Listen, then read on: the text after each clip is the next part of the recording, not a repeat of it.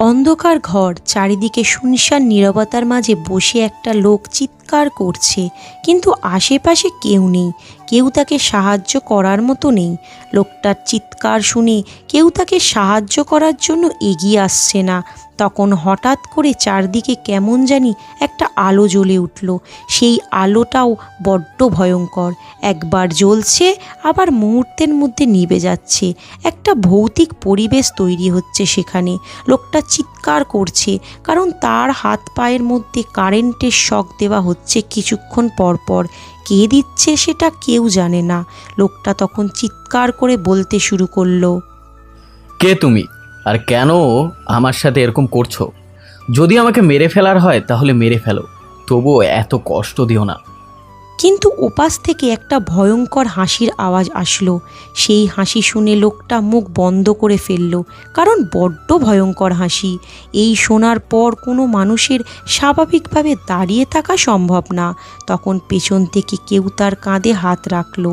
তখন পিছন ফিরে তাকালো লোকটা। এই লোক কোনো সাধারণ কেউ না, এই শহরের সবচেয়ে বড় ব্যবসায়ীদের একজন আরিফ চৌধুরী। তখন পিছন ফিরে তাকিয়ে দেখলো একটা ছেলে দাঁড়িয়ে আছে, মুখের ধারা লাল রঙের একটা ভয়ঙ্কর মাস্ক। হাসতে হাসতে মাস্ক পরে ছেলেটা বলল, অন্যায় করে তুই কি ভেবেছিলি তোকে কেউ শাস্তি দিতে পারবে না, তাই না? তোর ম্যানেজারের জায়গা ছিল ওইটা, যেখানে তুই অফিসে বানিয়েছিস। সে প্রতিবাদ করার কারণে তার নিষ্পাপ মেয়েকে ধর্ষণ করে মেরে ফেলেছিস, তাকেও মেরে ফেলেছিস। তার স্ত্রী পুলিশের কাছে কমপ্লেন করেছে বলে তাকেও মেরে ফেলেছিস। কিন্তু তুই জানিস না তুই কত বড় ভুল কাজ করেছিস। সেটার শাস্তি তোকে এখন পেতে হবে। দয়া করে আমাকে ছেড়ে দাও, আমি আর কোনোদিনও এরকম কোনো কাজ করব না। আমি জানি আমি অনেক বড় ভুল করে ফেলেছি, আর কোনোদিনও এমন কোনো কাজ করব না। আমার কাছে ক্ষমা বলতে কোনো শব্দ নেই। আমি কাউকে ক্ষমা করি না। আমি যাকে একবার ধরে ফেলি তার মৃত্যু নিশ্চিত হয়ে যায়, তাই তোর মৃত্যু নিশ্চিত। এখন তোকে মরতে হবে। আমি লোভে পড়ে গিয়েছিলাম, সেই জন্য আমি এরকম কাজ করে ফেলেছি। আর কোনোদিনও এরকম কোনো কাজ করব না। এবারের মতো আমাকে ছেড়ে দাও, কথা দিচ্ছি এরকম অন্যায় আর জীবনেও করব না। তুমি চাইলে আমার সব সম্পত্তি নিয়ে নিতে পারো, এরপরেও আমাকে ছেড়ে দাও। আমি তোমার সম্পত্তির লোভী না। যদি তোমার সম্পত্তি আমার প্রয়োজন হতো তাহলে তোকে এভাবে ধরে নিয়ে আসতাম না, তোকে ওইখানেই শেষ করে দিতাম, এরপর তোর সব কিছু দখল করে নিতাম। কিন্তু তোকে আমি মারবো, কারণ ওই লোকটা কান্না করছিল, আমি সব দেখছিলাম। সেই লোক আমার কাছে সব কিছু বলেছে, পুলিশের কাছে গিয়েছিল, কিন্তু তুই পুলিশকেও টাকা দিয়ে আগে থেকে ম্যানেজ করেছিলে, সেই জন্য পুলিশ এই বিচার করেনি। এখন আমি তোর বিচার করব, এমন বিচার করব যেটা তুই কল্পনাও করতে পারবি না। ছেলেটা হাসতে শুরু করে আর আরিফ চৌধুরী কান্না করতে করতে ছেলেটার কাছে ক্ষমা চাচ্ছে। কিন্তু ছেলেটা তাকে টানতে টানতে সামনে নিয়ে গেল। সামনে আগুনের মধ্যে গরম তেল টকবক করে ফুটছে। তখন এটা দেখার পর আরিফ চৌধুরী চিৎকার করে কান্না করতে শুরু করলো, কিন্তু ছেলেটার মনে একটুও দয়া হলো না। চেয়ার সহ তাকে বাঁধা অবস্থায় ফেলে দিল ওই তেলের মধ্যে। তেলের মধ্যে পড়তেই আরিফ চৌধুরীর শরীর তেলের মধ্যে মিলিয়ে গেল। ছেলেটা তখন হাসতে হাসতে বলল, আমার কাছে যারা অন্যায় করে তাদের কোনো ক্ষমা নেই। অন্যায়কারীদের শাস্তি পেতেই হবে। এরকম ভয়ঙ্কর শাস্তি পাবে তারা। তোকে মেরেছি এখন থেকে, এটা দেখে সবাই শিক্ষা নেবে। আগামীতে এরকম কোনো কাজ করার চেষ্টা করবে না, যদি করে তাহলে এরকমই শাস্তি পেতে হবে। পরের দিন পুরো দেশে এই সংবাদটা ছড়িয়ে পড়ল, কিন্তু কেউ সেই অপরাধীকে খুঁজে পাচ্ছিল না। কে আরিফকে মারল? তখন পুলিশের কাছে একটা অডিও বার্তা চলে গেল, যেখানে আরিফ চৌধুরী সব কিছু স্বীকার করেছে। যখন তারা এটা দেখলো তখন তারা এই কেসের কাজটা বন্ধ করে দিল, কারণ আরিফ চৌধুরী নিজের পাপের শাস্তি পেয়েছে। কে তাকে মারল সেই ব্যাপারে কেউ কি তুই জানে না?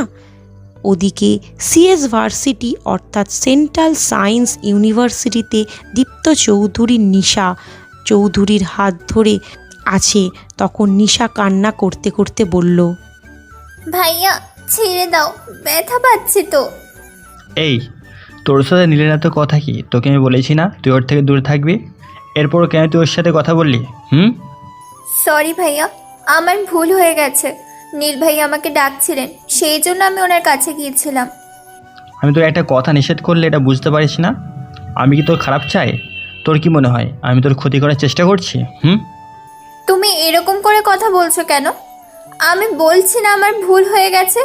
আমি তো ইচ্ছে করে ওনার সাথে কথা বলিনি। আর উনি তো আমার সাথে কোনো খারাপ ব্যবহার করেননি, আমার পড়াশোনার ব্যাপারে খোঁজ নিচ্ছিলেন। আমি তোকে এত কথা বলার জন্য বলিনি, আমি শুধু বলেছি তুই ওর সাথে কথা বলবি না। আমি তোর পড়ানোর জন্য আছি, তুই কেন ওর কাছে গিয়ে পড়াশোনার ব্যাপারে কোনো কথা বলবি? ভাইয়া ঠিক আছে, আর কথা বলবো না, সরি। ঠিক আছে, এখন বাসায় যাবি, বাসায় গিয়ে পড়তে বসবি। যদি বাঁদরামি করার চেষ্টা করিস তাহলে কিন্তু। আচ্ছা ঠিক আছে ভাইয়া, কিন্তু আমি তো চকলেট খাবো। যা বাসায় যা, এখনও কি বাচ্চা আছিস নাকি? নিশা মন খারাপ করে বাড়ি চলে এলো। দীপ্ত তার সাথে কেন এরম ব্যবহার করলো সে খুঁজে পাচ্ছে না।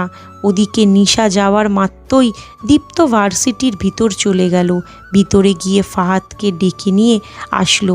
ফাহাদ এমনিতেই ভয়ে আছে, দীপ্ত ডাকছে এটা শোনার পর আরও বেশি ভয় পেয়ে গেল, কারণ আজকে নীল নিশার সাথে কথা বলে ফেলেছে।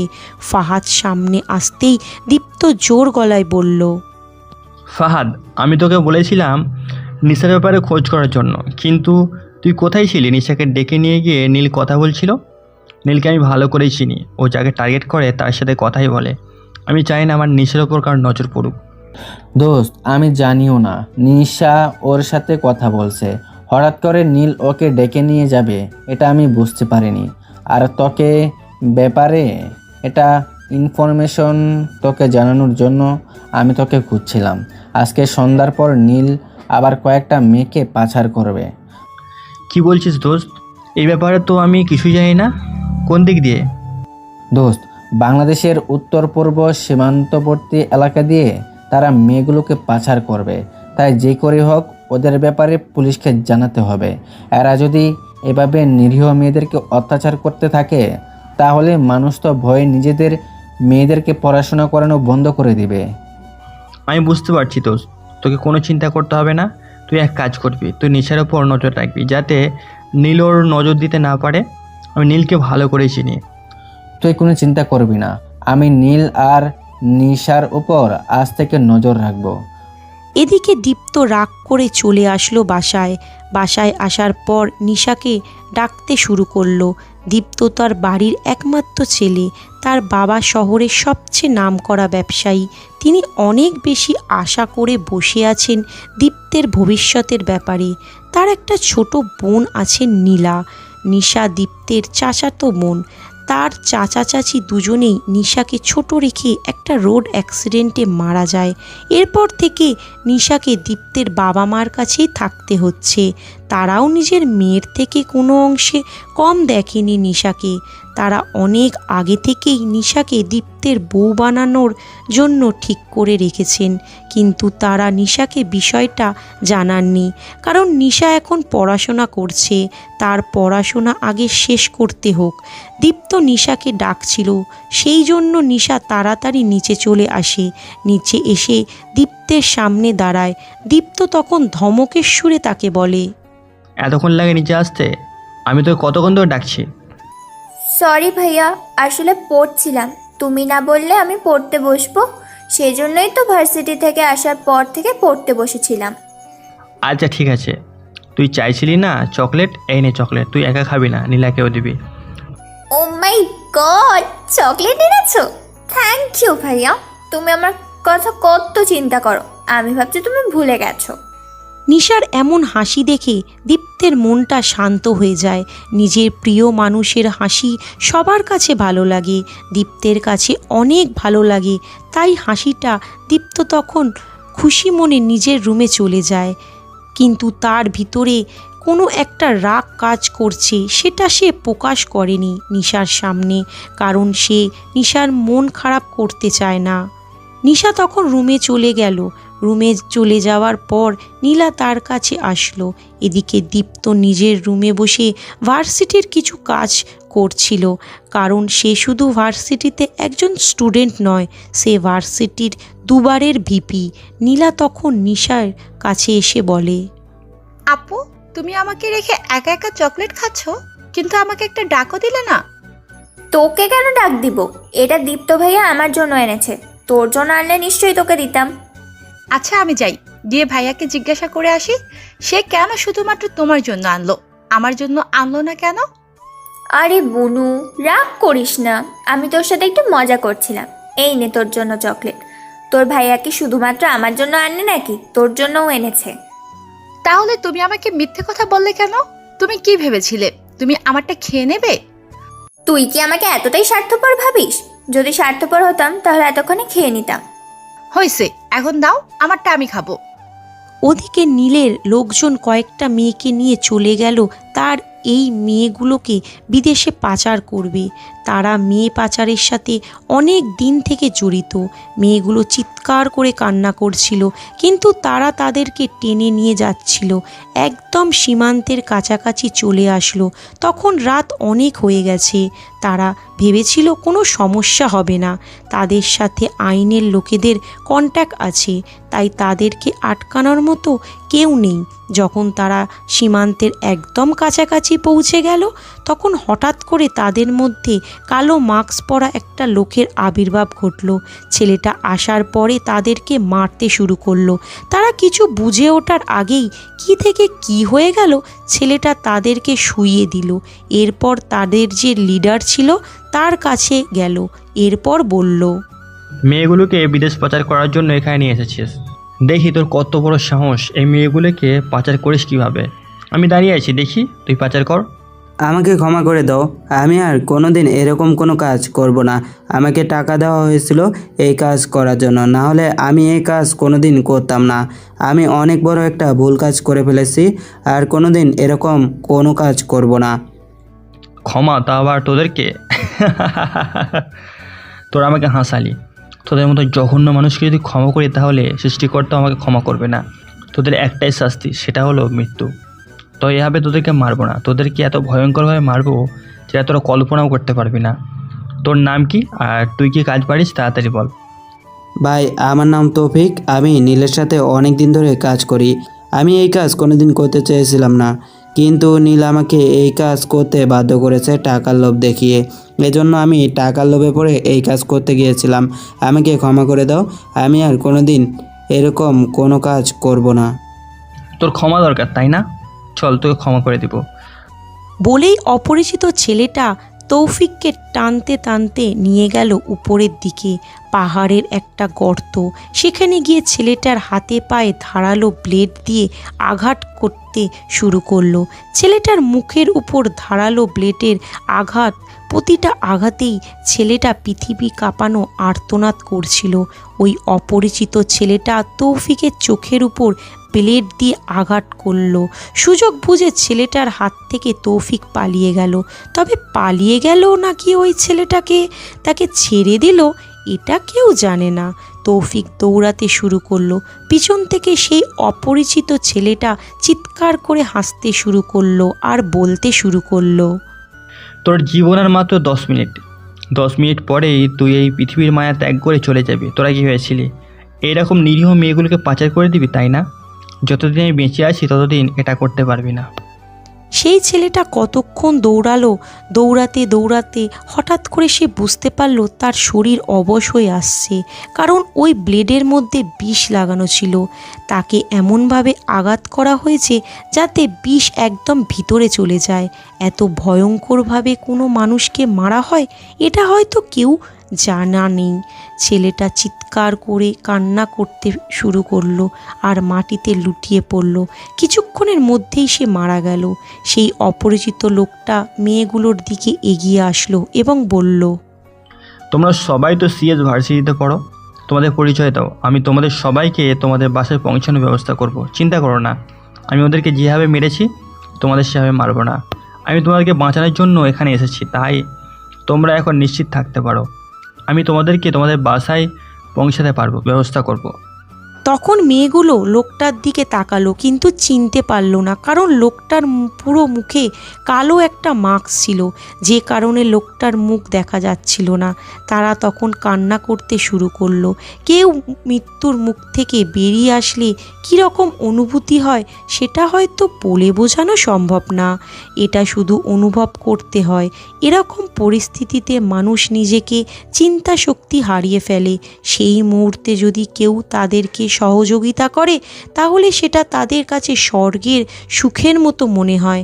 তখন একটা মেয়ে কান্না করতে করতে বলল, আপনাকে কি বলে ধন্যবাদ দিব? আপনাকে আমরা চিনতে পারছি না। আপনি যদি আপনার পরিচয় দিতেন তাহলে অনেক ভালো হতো। আমাদের জীবন বাঁচিয়েছেন। আপনার প্রতি আমরা চিরকৃতজ্ঞ। আমার প্রতি কৃতজ্ঞ প্রকাশ করতে হবে না, এটা আমার একটা দায়িত্ব। আর আমার পরিচয় জেনে তোমাদের কোনো লাভ নেই, তোমরা নিজেদের পরিচয় দাও। আমি তোমাদের বাসায় পৌঁছানোর ব্যবস্থা করছি। এখন তাড়াতাড়ি তোমাদের বাসায় যেতে হবে। তোমাদের বাড়ির লোক হয়তো তোমাদেরকে পাগলের মতো খুঁজছে। মেয়েগুলো আর কোনো কথা বলল না, কারণ লোকটা তার নিজের পরিচয় প্রকাশ করতে চাইছে না। তখন তারা সবাই নিজেদের পরিচয় এবং তাদের ঠিকানা বলে দিল। তখন তাদেরকে নিয়ে যাওয়া হলো রোডের দিকে। সেখানে একটা গাড়ি দাঁড় করানো ছিল। সেই অপরিচিত লোকটা ড্রাইভারকে তাদের ঠিকানা, নাম এবং সব কিছু একটা কাগজে লিখে দিয়ে বলল, এখানে তাদের প্রত্যেকের নাম ঠিকানা লেখা আছে। তুমি তাদেরকে প্রত্যেকের বাসায় সামনে গিয়ে তাদেরকে নামে দিয়ে আসবে। ভুলেও যেন কোনো ভুল না হয়, কারণ তাদের জীবনে এমনিতে ঝুঁকির মুখে ছিল। তাদের ওপর আবার আক্রমণ হতে পারে, তাই তোমায় খুব সাবধানে পৌঁছে দিয়ে আসবে। এখন যাও তাড়াতাড়ি। গাড়িটা চলতে গেলে মেয়েগুলো যেন নিজেদেরকে জীবন ফিরে পেল। তাদের মধ্যে কি অনুভূতি হচ্ছে সেটা হয়তো তারা কাউকে বলে বোঝাতে পারবে না। এই মুহূর্তটা মানুষের জীবনে কতটা এফেক্ট ফেলে সেটা একমাত্র সেই মানুষ জানতে পারবে যে একবার মৃত্যুর মুখোমুখি হয়েছে। মৃত্যুর মুখ থেকে ফিরে আসা অনেকটা স্বপ্নের মতো মনে হয়, সেটা আমরা বিভিন্ন সিনেমা বা গল্পের কাহিনীতে পড়ি, কিন্তু বাস্তবে সেটা কেমন হয় সেটা হয়তো এই মেয়েগুলো উপলব্ধি করতে পেরেছে। ওদিকে নিশা তখন একটা অঙ্ক কিছুতেই বুঝতে পারছিল না, সেই জন্য দেখাতে দীপ্তের রুমে আসলো, কিন্তু তাকে কোথাও খুঁজে পেল না। সে ভাবলো হয়তো ওয়াশরুমে, সেই জন্য অনেকক্ষণ ধরে বসে থাকলো, কিন্তু ওয়াশরুম থেকে কোনো সাড়া শব্দ শুনতে পেল না। সেজন্য ওয়াশরুমে গিয়ে দেখলো, কিন্তু দীপ্তকে দেখতে পেল না। সেই জন্য ভাবলো হয়তো বাইরে গেছে, বেরিয়ে আসলো। একটু পরে হাওয়ার জন্য ডাকতে গেল, দেখলো দীপ্ত তার রুম থেকে বের হচ্ছে। এটা দেখার পর নিশা অনেক বেশি অবাক হয়ে গেল। দীপ্তর সামনে গিয়ে বলল, ভাইয়া, আমি এইমাত্র তোমার রুম থেকে বের হলাম। তুমি কোথায় ছিলে? হঠাৎ করে কোথা থেকে আসলে? আরে তোর কি মাথা নষ্ট হয়ে গেছে? আমি বারান্দায় বসেছিলাম, এটা দেখতে পাসনি? আমি বারান্দায় আমার চেয়ারে বসেছিলাম উল্টো হয়ে, সেজন্য হয়তো তুই খেয়াল করিসনি। আরে ভাইয়া, আমি কিভাবে এত বড় ভুল করলাম? আমি তো সব জায়গা খুঁজেছিলাম, কিন্তু তোমাকে কোথাও দেখতে পেলাম না। হঠাৎ করে তুমি কোথা থেকে আসলে? ঘুমিয়ে ঘুমিয়ে হাঁটতে গিয়ে কোনো কিছু খুঁজে পাওয়া যায়? পড়া বুঝতে গিয়েছিলি নাকি ঘুমাতে গিয়েছিলি সেটা আমি খুব ভালো করেই জানি। আমি দেখছিলাম তুই ঘুমিয়ে ঘুমিয়ে হাঁটছিলি, তাই ভাবলাম হয়তো অনেক ঘুম পেয়েছে, তাই ফিরে আসতে গেলে জিজ্ঞেস করিনি। আচ্ছা ঠিক আছে, খেতে আসো, বড় আম্মু ডাকছে খেতে। খাওয়া দাওয়া শেষে সবাই ঘুমিয়ে পড়ল। পরের দিন সকালে নীল তার কাজ সফল হয়ে গেছে ভেবে অনেক আনন্দে ছিল, কিন্তু হঠাৎ করে তার বন্ধু রাফি তার সামনে আসলো। অনেক চিন্তিত দেখাচ্ছিল তাকে এত চিন্তিত দেখে নীল জিজ্ঞাসা করলো, কি ব্যাপার? তুই এত চিন্তিত কেন? কি হয়েছে? কোনো সমস্যা? দোস্ত, সর্বনাশ হয়ে গেছে, আমাদের কাজ সফল হয়নি। তৌফিককে কেউ একজন ভয়ঙ্করভাবে মার্ডার করে দিয়েছে। সাথে যত মেয়ে ছিল সবাইকে কারা নিয়ে গেছে, কোথায় নিয়ে গেছে কেউ জানে না। আমাদের যত লোকজন আছে সবাইকে মেরে ফেলা হয়েছে। তোর মাথা নষ্ট হয়ে গেছে। তুই কি বলতে চাইছিস বুঝতে পারছিস? আমাদের এত কষ্টের কাজ, আমরা এত কষ্ট করে 17টা মেয়েকে একত্রিত করলাম, আর তোরা সব কিছু ধ্বংস করে দিলি কিভাবে? তৌফিক কে মেরেছে কিছু বুঝতে পেরেছিস? দোস্ত সব কিছু আমার মাথার উপর দিয়ে যাচ্ছে, আমার মাথায় কিছুই ঢুকতেছে না। এত ভয়ঙ্করভাবে তৌফিককে মারা হয়েছে, তার পুরো শরীরে বিষ ছড়িয়ে পড়েছে। রাতে তাকে মারা হয়েছে, সকালের ভিতরে তার শরীর পচে গেছে। তোরা একটা কাজ ঠিক মতো করতে পারিস না। একটু পর আমার কাছে কল আসবে, আমি কি বলবো তাদেরকে? তারা অপেক্ষা করছে, হয়তো এতক্ষণে তাদের কাছে মাল পৌঁছে যাবার কথা, কিন্তু তোরা কিছুই করতে পারলি না। এখন আমি তাদেরকে কি বলবো? আমি কিভাবে তাদের টাকা ফেরত দিব? আমার মনে হচ্ছে এসবের পিছনে কোনো না কোনোভাবে দীপ্ত জড়িয়ে আছে, কারণ দীপ্ত ছাড়া আমাদের বর্তমানে কোনো শত্রু নেই। না, আমার মনে হয় না দীপ্ত এসবের সাথে জড়িয়ে আছে, কারণ দীপ্ত আমাদের এই ব্যাপারে কিছুই জানে না। আর যদি জেনে থাকি তবুও দীপ্ত একা এসব করতে পারবে না। অন্য কেউ আছে যে আমাদের ক্ষতি করার চেষ্টা করতেছে। কিন্তু তোর সামনে তো ভার্সিটি নির্বাচন, তুই কি করবি? গতবার ফেল করেছিস, এবার কিন্তু ফেল করলে চলবে না। দীপ্তকে হারাতে হবে, না হলে ভার্সিটিতে আমাদের পাওয়ার চলবে না। এটাই তো আমি চিন্তা করছি, কিন্তু তাকে দুর্বল করা অসম্ভব। বর্তমানে ওকে সবাই অনেক পছন্দ করে, ওকে শেষ করা আমার পক্ষে সম্ভব নয়। তাই আমাকে অন্য কোনো পন্থায় ওকে অ্যাটাক করতে হবে। যদি দীপ্ত না থাকে তাহলে আমি নিশ্চয়ই নির্বাচনে জয়লাভ করব, কিন্তু দীপ্ত যতদিন আছে ততদিন আমি কিছুতেই কিছু করতে পারবো না। তাই তাকে আগে সরিয়ে দিতে হবে। কিন্তু দীপ্ত কি এমনি এমনি ছেড়ে দেবে? ওকে সরানো অসম্ভব। ওকে সব ছাত্রছাত্রীরা পছন্দ করে, সবার কাছে তার মর্যাদা আছে। হঠাৎ আমরা অ্যাটাক করে ওকে দুর্বল করা অসম্ভব। তোকে এসব ব্যাপারে কোনো চিন্তা করতে হবে না, আমি ওর সবচেয়ে দুর্বল জায়গা চিনি।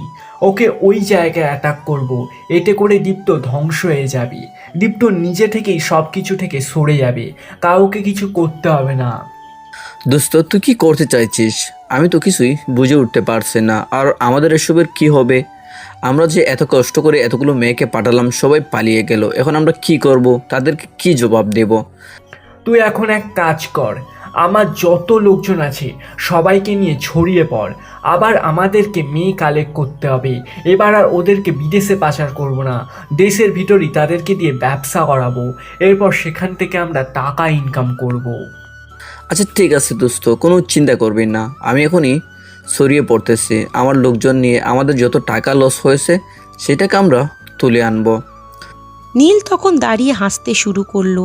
তার এত টাকা লস হয়েছে, এমনিতেই তার মাথা গরম, কিন্তু দীপ্তের কথা ভাবতেই তার মাথার হাসি চলে আসলো। ওদিকে দেখতে পাচ্ছে, এটাই আসলে আসার পর দীপ্ত তার বন্ধুর সাথে কথা বলতে শুরু করলো। ফাহাদ তখন তাকে বলল, দোস্ত, আমি যে ইনফর্মাল লাগিয়েছিলাম নীলের পেছনে, তার কাছ থেকে স্পষ্ট খবর পেয়েছি। কালকে রাতে অপরিচিত কেউ একজন সব কিছু শেষ করে দিয়েছে। নীলের যত লোকজন ছিল সবাইকে মারা হয়েছে, ওর প্ল্যান ধ্বংস হয়ে গিয়েছে। নীলের লোকজন মেরে কেউ একজন মেয়েদেরকে উদ্ধার করে নিয়ে এসেছে। তাহলে তো ভালোই হলো, আমাদের কিছু করতে হবে না। আমরা এতক্ষণ চিন্তায় ছিলাম এই ব্যাপারটা নিয়ে, পুলিশের কাছে কীভাবে যাব। তার অনেক দিকে শত্রু, কে কোন দিকে কাকে কাজে লাগিয়ে রেখেছে কে জানে। তা অবশ্য ঠিক, আমরা তো চিন্তা করেছিলাম, আমাদেরকে কোনো চিন্তা করতেই হলো না, সব কিছু তারাই সমাধান করে ফেললো। কিন্তু তারা এবার অনেক শক্ত হয়ে ভার্সিটিতে নির্বাচনে নামবে। তোর জায়গাটা ধরে রাখা অনেক একটু কষ্টকর মনে হয়। এই ব্যাপারে আমি কোনোদিন চিন্তা করিনি, আর সামনেও করবো না, কারণ আমি এটা কোনোদিন হতে চাইনি। ভার্সিটিতে সবাই মিলে আমাকে ভিপি বানিয়েছে, যখন তাদের প্রয়োজন শেষ হবে তখন তারা অন্যকে নির্বাচিত করবে, কিন্তু আমি তাদেরকে জোর করব না। তারা যাকে পছন্দ করবে তাকে নির্বাচিত করবে, এই ব্যাপারে আমার কোনো আপত্তি নেই। তারা যদি নীলকে পছন্দ করে তাহলে নীলকে ভোট দেবে, কিন্তু আমি সৎ পথে নির্বাচন করার চেষ্টা করব। অসৎ পথে যদি তারা নির্বাচন করে তাহলে তাদেরকে শাস্তি পেতে হবে। তোর কি মনে হয় নীল জীবনের সৎ পথে নির্বাচন করার চেষ্টা করবে?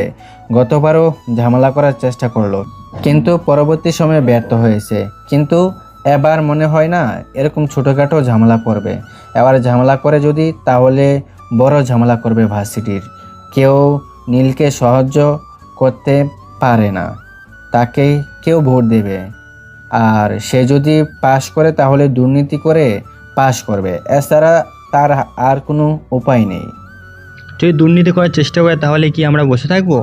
আমাদের তো হাত পা আছে, আমরাও তাদের বিরুদ্ধে প্রতিবাদ করতে পারবো।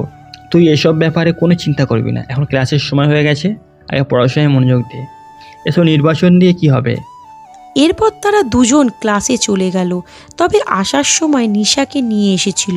তার প্রতিদিন একটা কাজ, নিজের গাড়িতে করে নিয়ে আসা নিশাকে এবং নীলাকে নিজের স্কুলে নামিয়ে দিয়ে নিশাকে নিয়ে চলে আসা ভার্সিটিতে। নিশা এবার অনার্স প্রথম বর্ষে ভর্তি হয়েছে আর দীপ্ত ফাইনাল ইয়ারে। নিশা তখন ক্লাস করে বাইরে বের হয়ে আসলো। তার ক্লাস শেষ হয়ে গেছে তাড়াতাড়ি। তখন তার দুই বান্ধবী বের হচ্ছিল। তার বান্ধবী রিয়া তখন তার দিকে তাকিয়ে বলল, দোস্ত চল ফুচকা খেয়ে আসি। ধুর, কি বলিস? যদি ভাইয়া বের হয়ে যায় তাহলে আমাকে দেখলে বকবে। আমাকে বলেছে অপেক্ষা করার জন্য। আরে কিছু হবে না, আমি দীপ্ত ভাইয়াকে বলবো আমি তোকে নিয়ে গিয়েছিলাম, তুই আমার সাথে চল। আর অনার্স ফাইনাল ইয়ারের ক্লাস তো শেষ হতে এখনো প্রায় 20 মিনিট বাকি 20 মিনিটের ভেতরেই আমরা চলে আসব। এরপর তারা দুজন চলে গেল ফুচকা খেতে। যখন ফুচকা খাচ্ছিল তখন হঠাৎ করে নিশার চোখ পড়ল সামনে একটা ছেলের দিকে। ছেলেটা একটা অন্ধ মানুষকে রাস্তা পার করে দিচ্ছে। এটা দেখার পর তার অনেক ভালো লাগলো, কারণ ছেলেটা অনেক বড় একটা কাজ করছে। বর্তমান মানুষ তো এরকম কাজ কিছুতেই করতে চায় না। এক দৃষ্টিতে ছেলেটার দিকে তাকিয়ে আছে। ছেলেটা যখন আসছিল তখন হঠাৎ করে একটা গাড়ি তাকে ধাক্কা দিয়ে কিছুটা দূরে ফেলে দেয়। এটা দেখার পর নিশা দৌড়ে ছেলেটার কাছে যায়।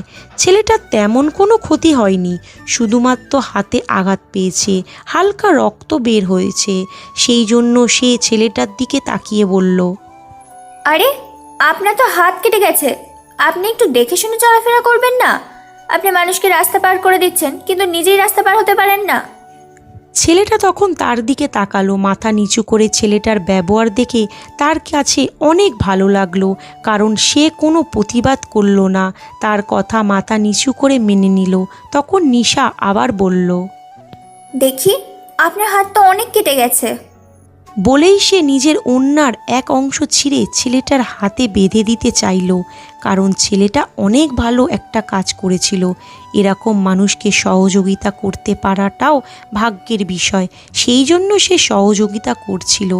যখনই সে ছেলেটার হাতে কাপড়টা বাঁধতে যাবে তখন তার কাঁধে কেউ একজন হাত দিল। সে পিছন ফিরে দেখল দীপ্ত দাঁড়িয়ে আছে, তার চোখ দিয়ে আগুন ঝরে পড়ছে। এটা দেখার পর নিশা কিছুটা হতভম্ব হয়ে গেল, কিন্তু কি করবে কিছুই খুঁজে পাচ্ছিল না। তখন দীপ্ত বলল, আমি তোকে ভার্সিটির ভিতর অপেক্ষা করতে বলেছিলাম, তুই কেন বাইরে আসলি? আর এখানে এসব কি হচ্ছে? হ্যাঁ, আসলে ভাইয়া উনি রাস্তা পার হতে গিয়ে পড়ে গিয়েছিলেন, হাত কেটে গেছে। সেই জন্য আমি ওনার হাতে এই কাপড়টা বেঁধে দিতে চাইছিলাম। অনেক রক্ত পড়ছে, দেখেছো? আমার হাতে দে, আমি এটা বেঁধে দিব। বলেই দীপ্ত টান দিয়ে নিশার হাত থেকে কাপড়ের টুকরোটা নীল আর ছেলেটার হাতে বেঁধে দিল। ছেলেটাকে সেখান থেকে চলে যেতে বলল।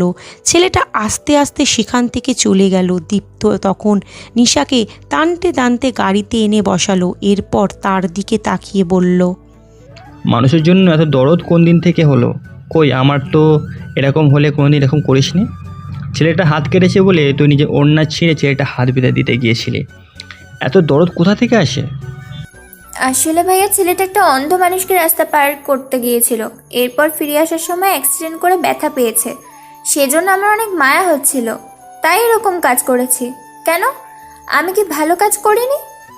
দীপ্তের মাথা রাগে ফেটে যাচ্ছে। সে কোনো কথা বলতে পারছিল না।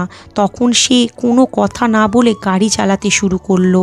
কোনো মতে গাড়ি এনে বাড়িতে পার্ক করে নিজের রুমে চলে যায়।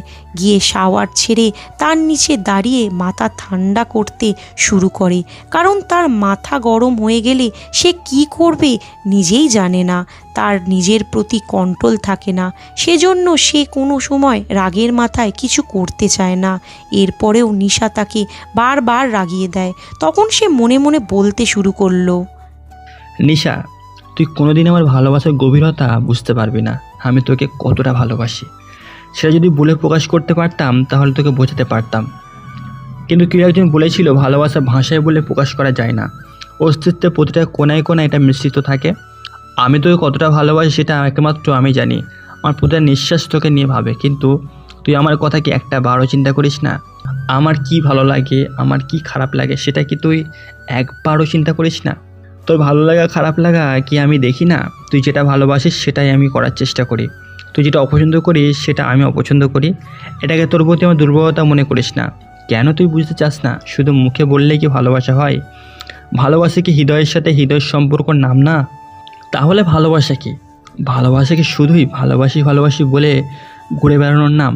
ভালোবাসা তো অন্তরের গভীর থেকে অন্যের প্রতি আকর্ষণ অনুভবের নাম।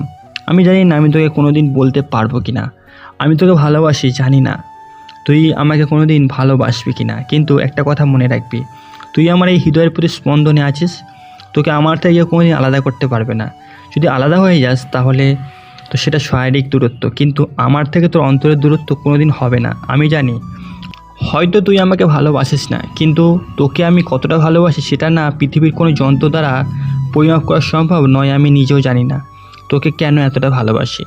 ভালোবাসা হয়তো এটার নাম, ভালোবাসার কারণ বর্ণনা করা যায় না। যদি আমি বর্ণনা করতে পারি আমি তোকে কেন ভালোবাসি, তাহলে এটা তো আমার ভালোবাসা নয়। তোর প্রতি আমার ভালো লাগার কারণ, ভালো লাগার বর্ণনা করা যায়, কিন্তু ভালোবাসার কারণ বর্ণনা করা যায় না। আমিও ঠিক তেমন হয়ে গেছি। আমি তোর প্রতিটা আঘাত সহ্য করে যাব, কিন্তু জবাব আমার কাছ থেকে তুই পাবি না। দীপ্ত কান্না করছে। ছেলেরা নাকি সহজে কান্না করে না, কিন্তু ভালোবাসার মানুষের কাছে প্রতিটা মানুষই দুর্বল। পৃথিবীর সবচেয়ে দুর্বলতম জায়গা যদি বলা হয় কোথায়, তাহলে ভালোবাসার মানুষের কাছে। এই জায়গায় আসার পর প্রতিটা শক্ত মানুষও মোমের মতো গলে যায়। দীপ্তের অবস্থাও ঠিক সেরকম হয়ে গেছে, কিন্তু নিশার সামনে গেলে তার রাগ কেমন জানি চলে যায়। যতই চেষ্টা করে নিশাকে মারার, কিন্তু মারতে পারে না। মারার পর নিজেই আঘাত করে নিজেকে। তাই সে রাতের বেলা খাবারও খেলো না, নিজের রুমের মধ্যে শুয়ে থাকলো। কি করবে? পরের দিন একাই ভার্সিটিতে চলে গেল তার কাজ আছে বলে। ড্রাইভারকে বলল বাকি দুজনকে পৌঁছে দেওয়ার জন্য। ভার্সিটিতে গিয়ে ক্লাসে চলে গেল, কোনো দিকে তাকালো না। নিশার কাছে ব্যাপারটা খারাপ লাগলো, কারণ দীপ্ত তার সাথে কথা বলছে না। দীপ্তের এমন ব্যবহার তার কাছে অনেক অসহ্যকর মনে হচ্ছিল, কারণ দীপ্তর সাথে কথা না বললে তার ভালো লাগে না। কিন্তু নিশা ক্লাসে গিয়ে অবাক হয়ে গেল, কারণ কালকের সেই ছেলেটা ক্লাসে বসে আছে। তাকে দেখে ছেলেটা এগিয়ে এসে বলল, হ্যালো, আমি মিরাজ। কালকে আপনার সাথে কথা হয়নি। উনি কে ছিলেন? আপনার বয়ফ্রেন্ড নাকি? নিশা তখন নিঃসন্দেহে ছেলেটার সাথে হাত মিলায়, কারণ ছেলেটা অনেক ভালো। তখন সে হাত মিলিয়ে বলল, হ্যালো, আমি নিশা। না, কালকে উনি আমার বয়ফ্রেন্ড ছিলেন না, আমার বড় চাচাতো ভাই ছিলেন। আপনাকে অসংখ্য ধন্যবাদ কালকে আমাকে সহযোগিতা করার জন্য। আপনাকে ধন্যবাদ জানাতে পারিনি, উনি মাঝখান থেকে চলে আসছেন। আমরা তো একই ক্লাসে পড়ি। আপনার সাথে কালকে পরিচিত হয়ে ভালো লাগলো। আমি নতুন এই ভার্সিটিতে এসেছি, আমরা কি বন্ধু হতে পারি? নিশা তখন কিছুক্ষণ চিন্তা করলো কি করবে। এরপর মনে মনে ভাবলো এরকম একটা মানুষের সাথে বন্ধুত্ব করাই যায় যে মানুষকে সহযোগিতা করে। তখন সে বলল, ওকে, আমরা যখন একই ক্লাসে পড়ি তাহলে বন্ধু হতেই পারি, শুধুমাত্র ফ্রেন্ড আমরা। যাক, ভালো হলো। আমার এই ভার্সিটিতে কারোর সাথে বন্ধুত্ব নেই। আমি নতুন ভার্সিটি এসে কাউকে চিনি না। আপনার সাথে পরিচয় হয়ে অনেক ভালো লাগলো। আমরা তো এখন বন্ধু হয়ে গেছি। এখনও কি আপনাকে আপনি করে কথা বলবো? আমি তোমায় তুমি করে বলবো। ওকে, সমস্যা নেই, আমিও তুমি করেই বলবো। তাহলে আমরা এখন থেকে একই ডেস্কে বসি, সমস্যা কি? না, কোনো সমস্যা নেই, বসো। এরপর তারা অনেকক্ষণ গল্প করলো। ছেলেটার সাথে কথা বলে নিশার অনেক ভালো লাগলো। অনেক ভালো একটা ছেলের সাথে তার ব্যবহারও অনেক ভালো। সবার সাথে হাসি মুখে ব্যবহার করছে। যখন ক্লাস শেষ করে বের হলো তখন তারা দুজন বাইরে দাঁড়িয়েছিল। হঠাৎ করে মিরাজ বলল, নিশা, কালকে তো তুমি আমার কারণে ফুচকা খেতে পারোনি। আজকে চলো আমরা দুজন মিলে ফুচকা খেতে চাই। চিন্তা করো না, এটা আমার পক্ষ থেকে তোমাকে ট্রিট। কালকে আমাকে বাঁচাতে গিয়ে তোমার ফুচকাটা নষ্ট হয়ে গেল। না, সমস্যা নেই। আর এখন ভাইয়া চলে আসবে, আমাকে বাসায় যেতে হবে। তোমার সাথে কালকে খাবো।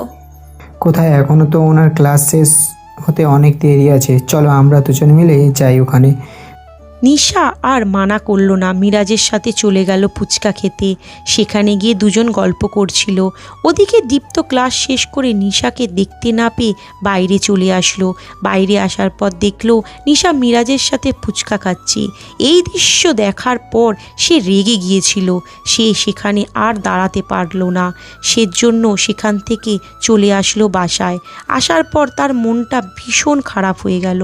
ওদিকে রাস্তার মধ্যে একটা গরিব ছেলে আসলো নিশা এবং মিরাজের সামনে সাহায্য চাওয়ার জন্য। তখন মিরাজ ছেলেটার সামনে দাঁড়িয়ে বলল, ভাই তুমি তো মনে হয় কালকে থেকে এই কিছুই খাওনি, আমার সাথে চলো, আমি তোমাকে খাবার খাওয়াবো। তোমার কোনো সমস্যা হলে তুমি আমার কাছে আসবে, এখানে এসে দাঁড়াবে। এই সময় আমি প্রতিদিন ভার্সিটিতে আসবো, এই সময় আমি তোমাকে সহযোগিতা করব, কোনো চিন্তা করো না। মিরাজের ব্যবহার দেখে নিশার অনেক ভালো লাগলো। গরিব মানুষের প্রতি তার কত ভালো ব্যবহার, এসব দেখার পর নিশার অনেক ভালো লাগলো। মিরাজ ছেলেটাকে নিয়ে গেল এবং একরকম নোংরা ছেলেকে অনেকেই পছন্দ করে না, কিন্তু সে কত সহজ সরলভাবে ছেলেটার সাথে কথা বলছে।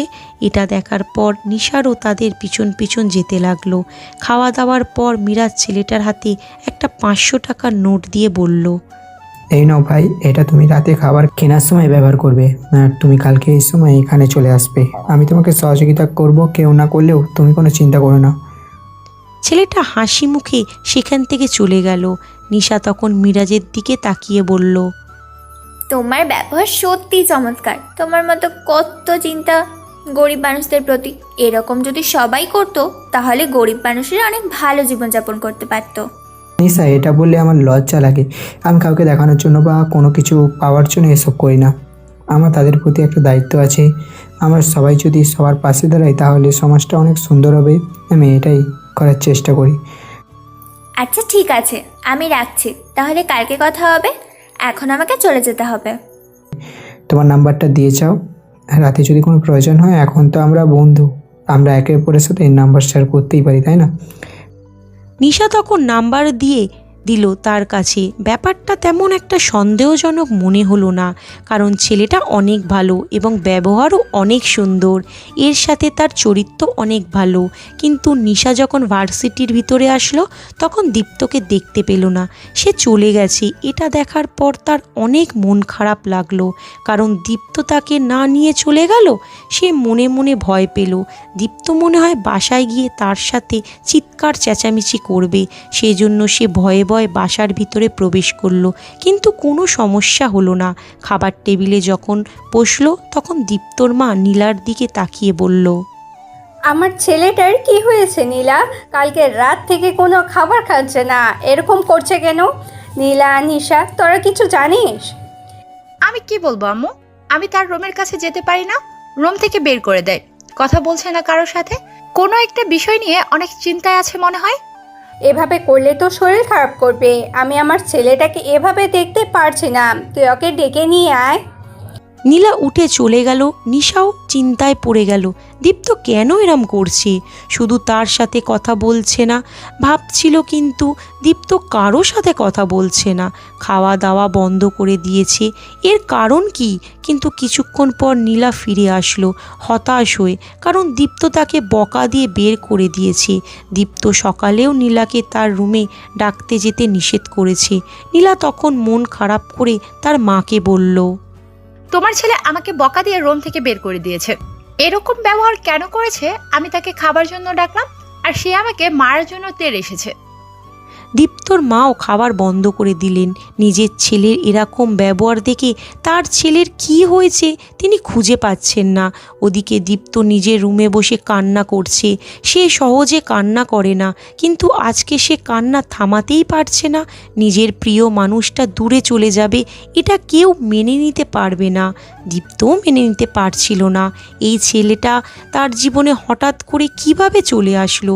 অনেক ভালোই ছিল তার জীবন। নিশা তখন উঠে গেল, কিন্তু দীপ্তের রুমের সামনে গিয়ে দেখলো দীপ্ত বিছানায় শুয়ে আছে। নিশা দরজার সামনে দাঁড়িয়ে বলল, ভাইয়া, ভেতরে আসতে পারি? দীপ্ত তাড়াতাড়ি বিছানা থেকে উঠে চোখের জল সবার আড়ালে মুছে নিল। নিশার আড়ালে মুছতে পারল না। তখন নিশা দৌড়ে আসলো, ভিতরে এসে দীপ্তর সামনে দাঁড়িয়ে জিজ্ঞাসা করলো, ভাইয়া তুমি কান্না করছিলে কেন? আমি কি কোনো ভুল করে ফেলেছি?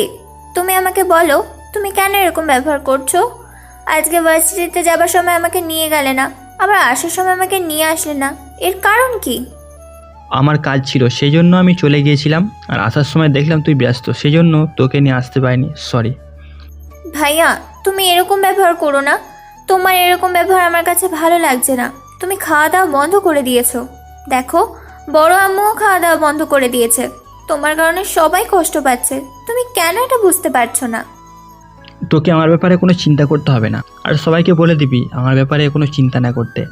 আমি বাইরে থেকে খাওয়া দাওয়া করে নিব। আমি ভার্সিটির একটা বিষয় নিয়ে চিন্তায় আছি, তাই আমার সাথে যেন কেউ যোগাযোগ করার চেষ্টা না করে, এটা সবাইকে বলে দিবি। না ভাইয়া, তোমাকে রেখে আমরা খেতে পারছি না। তুমি না খেলে আমরা খেতে পারি না, এটা তুমি জানো না? তুমি কেন এরকম করছো? তুমি চলো, আমাদের সাথে খেয়ে আবার চলে আসবে। এই তুই বুঝতে পারছিস না আমি তোকে কি বলছি? আমি একটা বিষয় নিয়ে টেনশানে আছি, আমাকে কি একটু একা থাকতে দিবি না? তোদের কারণে কি করব? আমি বাড়ি ছেড়ে চলে যাব? বল, আমি বাড়ি ছেড়ে চলে যাই? নিশা এবার কান্না করে দিল। দীপ্ত এই ব্যবহার দেখে আর থেমে থাকতে পারল না, কারণ সে নিশার কান্না সহ্য করতে পারে না। পৃথিবীর সব কিছু সহ্য করতে পারবে, কিন্তু এই জিনিসটা সে সহ্য করতে পারবে না। সেজন্য সে উঠে চলে গেল নিশার সাথে। এরপর খাওয়া দাওয়া করলো। সবাই অনেক বেশি খুশি হলো, কারণ দীপ্ত খাবার খেয়েছে। খাওয়া দাওয়া শেষ করে দীপ্ত আবার রুমে চলে আসলো। এসে আবার কান্না করতে শুরু করলো, আর আকাশের দিকে তাকিয়ে বলল, আজ অমাবস্যা রাত, অন্ধকার চারিদিক, আমার জীবনটা অন্ধকার হয়ে গেছে। নিশাকে আমি কীভাবে বোঝাবো? তাকে তো আমি জোর করে কোনো কিছু করতেই পারবো না, কারণ সে তো এখন আর ছোটো নেই যে তাকে জোর করে কোনো কিছু করানো যাবে। এখন সে বুঝতে শিখেছে, তাই সে কি আমার ভালোবাসা বুঝতে পারে না? পৃথিবীর সব কিছু তো সে বুঝতে পারে, কিন্তু শুধুমাত্র আমার ব্যাপারে কেন এরকম করে? ওদিকে নিশা চিন্তা করতে শুরু করলো, দীপ্ত তার সাথে কেন এরম ব্যবহার করছে, কিন্তু কিছুই খুঁজে পেল না। কারণ সে তো কোনো ভুল কাজ করেনি, যার কারণে দীপ্ত তার সাথে এরম ব্যবহার করবে। তার মানে কি সত্যি কোনো বিষয় নিয়ে চিন্তায় আছে? এর মধ্যে অপরিচিত একটা নাম্বার থেকে কল এলো। সে ফোনটা রিসিভ করলো। ফোনটা রিসিভ করতেই ওপাশ থেকে মিরাজ বলল, নিশা, আমি মিরাজ, তুমি আমাকে চিনতে পেরেছো? চিনতে পেরেছি। তুমি হঠাৎ করে কল করলে, কোনো সমস্যা আছে? না, কোনো সমস্যা নেই, এমনি ভাবলাম তোমার সাথে কথা বলি। তোমার বাবা মা সবাই ভালো আছেন? নিশা তখন কিছুক্ষণ চুপ করে গেল। বাবা মার কথা মনে হতেই তার কান্না আসতে শুরু করলো, কিন্তু মিরাজকে বলল, মিরাজ, আমার বাবা আমাকে রেখে ছোটবেলায় মারা গিয়েছে। এরপর থেকে আমি আমার বড় আব্বু আর বড় আম্মুর কাছে থাকি।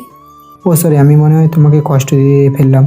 আসলে আমি তোমাকে কষ্ট দিতে চাইনি, কিন্তু হঠাৎ করে কি থেকে কি হয়ে গেল। ইটস ওকে, তুমি হয়তো না জেনে এটা করেছো, তাই এটা নিয়ে তোমাকে চিন্তা করতে হবে না। ওদিকে দীপ্ত রুমে বসে বসে চিন্তা করছিল কি করবে। তখন সে মনে মনে ভাবল, নিশাকে একবার ভালোবাসার কথা জানিয়ে দিলেই তো হয়। সে তো নিজের ভালোবাসার কথা নিশার কাছে প্রকাশ করেই নি, তাহলে নিশা তার ভালোবাসার কথা কিভাবে বুঝবে? তখন সে সিদ্ধান্ত নিল আজকে রাতে ভালোবাসার কথা বলে দিবে। সেই জন্য নিশার জন্য কিনে একটা সুন্দর হীরের আংটি নিয়ে চলে এলো। গেল নিশার রুমে, কিন্তু রুমে যখন প্রবেশ করতে যাবে তখন শুনতে পেল নিশা কারোর সাথে অনেক হেসে হেসে কথা বলছে। তখন সে কথা শোনার চেষ্টা করলো। নিশা তখন মিরাজকে বলছিল, আসলে আমি কোনোদিন কারোর সাথে বন্ধুত্ব করতে পারিনি, শুধুমাত্র ভাইয়ার কারণে। ভাইয়া আমাকে সবসময় শাসনের মধ্যে রাখে, কারোর সাথে বন্ধুত্ব করতে দেয় না। আমি জানি না ভাইয়া কেন এসব করে, তবে আমার এসব খুব একটা ভালো লাগে না। আমি চাই মুক্ত হয়ে জীবনযাপন করতে, কিন্তু ভাইয়ার কারণে সেটা পারি না। ভাইয়ার শাসন আমার উপর অনেক কড়া, তাই কেউ কোনো কথা বলতে পারে না ভাইয়ার উপরে। তবে তোমার সাথে তো ফ্রেন্ডশিপ হওয়ার পর অনেক ভালো লাগছে, এখন মনে হচ্ছে নিজেকে অনেকটাই স্বাধীন। এই কথা শোনার পর দীপ্ত আর সেখানে দাঁড়িয়ে থাকতে পারল না, দৌড়ে নিজের রুমে আসলো। রুমে এসে কান্না করতে শুরু করলো। চিৎকার করতে করতে নিজের রুমের সব জিনিসপত্র ভাঙতে শুরু করলো। এরপর বলল, নিশা, তুই এটা কীভাবে বলতে পারলি? আমি তোকে শাসন করি, তোর কারণে আমি কোনো কাজ করতে পারি না। কিন্তু তোমাকে বললে এটা কী করে এই কথাটা, যে আমি তোর জীবনটা শেষ করে দিয়েছি? আমার কারণে তুমি স্বাধীনভাবে জীবনযাপন করতে পারিস না? যা, আজ থেকে তোর স্বাধীন করে দিলাম, তুই তোর মতো জীবনযাপন কর। আমি তোর জীবনে কোনোদিন কোনো সমস্যা নিয়ে আসবো না। আজ থেকে তুই মুক্ত, যেভাবে ইচ্ছে থাক। আমি নয় অন্ধকার থেকে তোকে ভালোবেসে যাব। আমি কোনোদিন তোর সামনে আমার ভালোবাসার কথা প্রকাশ করবো না, কারণ আমার কাছে আসলে তো তুই বন্দি হয়ে যাবি। আমি তো তোকে বন্দি করতে চাই না। তুই আমার কাছ থেকে আসলে ভালো ফিল করিস না, তো তুই কার কাছে গিয়ে ভালো ফিল করিস তার কাছেই না হয় চলে যা। আমি আর কোনোদিন তোর ব্যাপারে কোনো কথা বলবো না। এরপর থেকে দীপ্ত হয় নিশার ব্যাপারে কোনো কথা বলেনি। খুব প্রয়োজন ছাড়া নিশার সাথে সে কোনো কথা বলে না। ওদিকে নিশা ভাবছে দীপ্ত কেন এরকম ব্যবহার করছে, কারণ আগে তাকে অনেক শাসন করত। এখন যদি খুব এমার্জেন্সি থাকে তাহলে দু একটা কথা বলে, প্রয়োজন ছাড়া কোনো কিছু জিজ্ঞাসাও করে না। প্রথম নিশা কিছুটা কষ্ট পেলেও পরে মিরাজের সাথে সম্পর্কটা আরও গভীর হওয়ার কারণে দীপ্তর ব্যাপারটা কিছুটা ভুলে গেছে নিশা। এটাই স্বাভাবিক, মানুষ যখন নতুন কারোর সাথে গভীর হতে শুরু করে তখন পুরনো সম্পর্কগুলো ভুলে যেতে শুরু করে। কিন্তু পুরনো সম্পর্কগুলো আমাদের জীবনে কতটা গুরুত্বপূর্ণ সেটা মানুষ তখন বুঝতে পারে যখন সেই সম্পর্কগুলো নতুন সম্পর্ক ছেড়ে যাওয়ার পর আবার ফিরে আসে। দীপ্ত প্রতিদিন কান্না করে, যতই সে নিশার থেকে দূরে থাকুক না কেন আড়াল থেকে নিশার খোঁজ খবর নেয়। নিশা কী করছে, কখন কোথায় যাচ্ছে সব কিছুই তার কাছে আসে। দীপ্ত প্রতিদিনের ন্যায় ভার্সিটির ক্যাম্পাসে দাঁড়িয়েছিল। ফাহাদ তার সামনে দাঁড়িয়ে আসে। নিশা মিরাজের প্রতি গভীরভাবে আসক্ত হয়ে পড়েছে। মিরাজের সাথে কথা না বললে এখন তার ভালো লাগে না। মিরাজের ব্যবহার সব কিছু তাকে মুগ্ধ করে তুলেছে। দীপ্ত দাঁড়িয়েছিল, তখন হঠাৎ করে দেখল মিরাজ নিশাকে প্রপোজ করছে। মিরাজের এমন কাণ্ডে নিশা হতভম্ব হয়ে দীপ্তের দিকে তাকালো, কিন্তু তাকে স্বাভাবিক অবস্থায় দাঁড়িয়ে থাকতে দেখে সে মিরাজের দিকে তাকিয়ে বলল, মিরাজ, তুমি এটা কি করছো? তোমার ব্যাপারে আমি কোনোদিনই এরকম চিন্তা করিনি। তুমি কেন এরকম করছো? নিশা, আমি জানতাম না ভালোবাসা কি, ভালোবাসা কাকে বলে, কিন্তু তোমার কাছে থাকতে আমি তোমার প্রতি আসক্ত হয়ে পড়েছি। তোমাকে ছাড়া এখন আমি একটা মুহূর্তও চিন্তা করতে পারি না। তুমি কি আমাকে গ্রহণ করবে তোমার জীবনে? কথা দিচ্ছি কোনোদিনও তোমাকে কষ্ট দিতে দেবো না। তোমার মুখে সবসময় হাসি থাকবে। তোমার চোখের জল আমি সহ্য করতে পারি না, এটা তুমি বুঝতে পারো না? নিশা তখন মুগ্ধ নয়নে মিরাজের দিকে তাকিয়েছিল।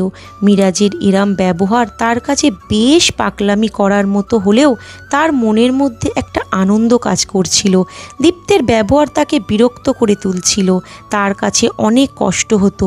কিন্তু এখন মিরাজকে অ্যাকসেপ্ট করবে কি না এটা নিয়ে চিন্তা করছিল।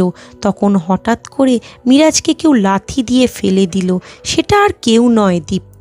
কারণ দীপ্ত অন্য কিছু সহ্য করতে পারলেও এটা সহ্য করতে পারছিল না। সে শত দূরেই থাকার চেষ্টা করুক না কেন, এই কাজটা দেখার পর দূরে থাকতে পারল না। মিরাজকে এরকম লাথি দিয়ে ফেলে দেওয়ার দেখে ফাহাদ দৌড়ে আসলো, কারণ এই ছেলেটাকে একটা শিক্ষা দিতে হবে। ফারাজ জানে দীপ্ত নিশাকে কতটা ভালোবাসে, এটার পরেও কেন ছেলেটা এমন ব্যবহার করলো। ফাহাদ দীপ্তের কষ্ট নিজের চোখে দেখেছে। তখন ফাহাদ দৌড়ে এসে মিরাজকে মারতে শুরু করলো। এটা দেখার পর নিশা এগিয়ে গেল, তাদের দিকে এগিয়ে গিয়ে বলল, ভাইয়া, তোমরা এরকম করছো কেন? তোমরা মিরাজকে বিনা অপরাধে মারছো কেন? সে কি অন্যায় করেছে? তাকে এভাবে মারার কারণ কি? দীপ্ত তখন এতটা রেগেছিল, সে কি করছে তার মাথায় ছিল না। সে উঠে নিশাকে থাপ্পড় দিতে শুরু করে এরপর বলল, অনেক দরদ উতলে উঠেছে এই ছেলেটার উপর, তাই না? ছেলেটাকে প্রপোজ করেছিল, তোর কত বড় সাহস, তুই কিছু না বলে দাঁড়িয়েছিলি? মিরাজ কোনো কিছু বলছিল না, সে নিশাকে বাঁচাতে চাইছিল।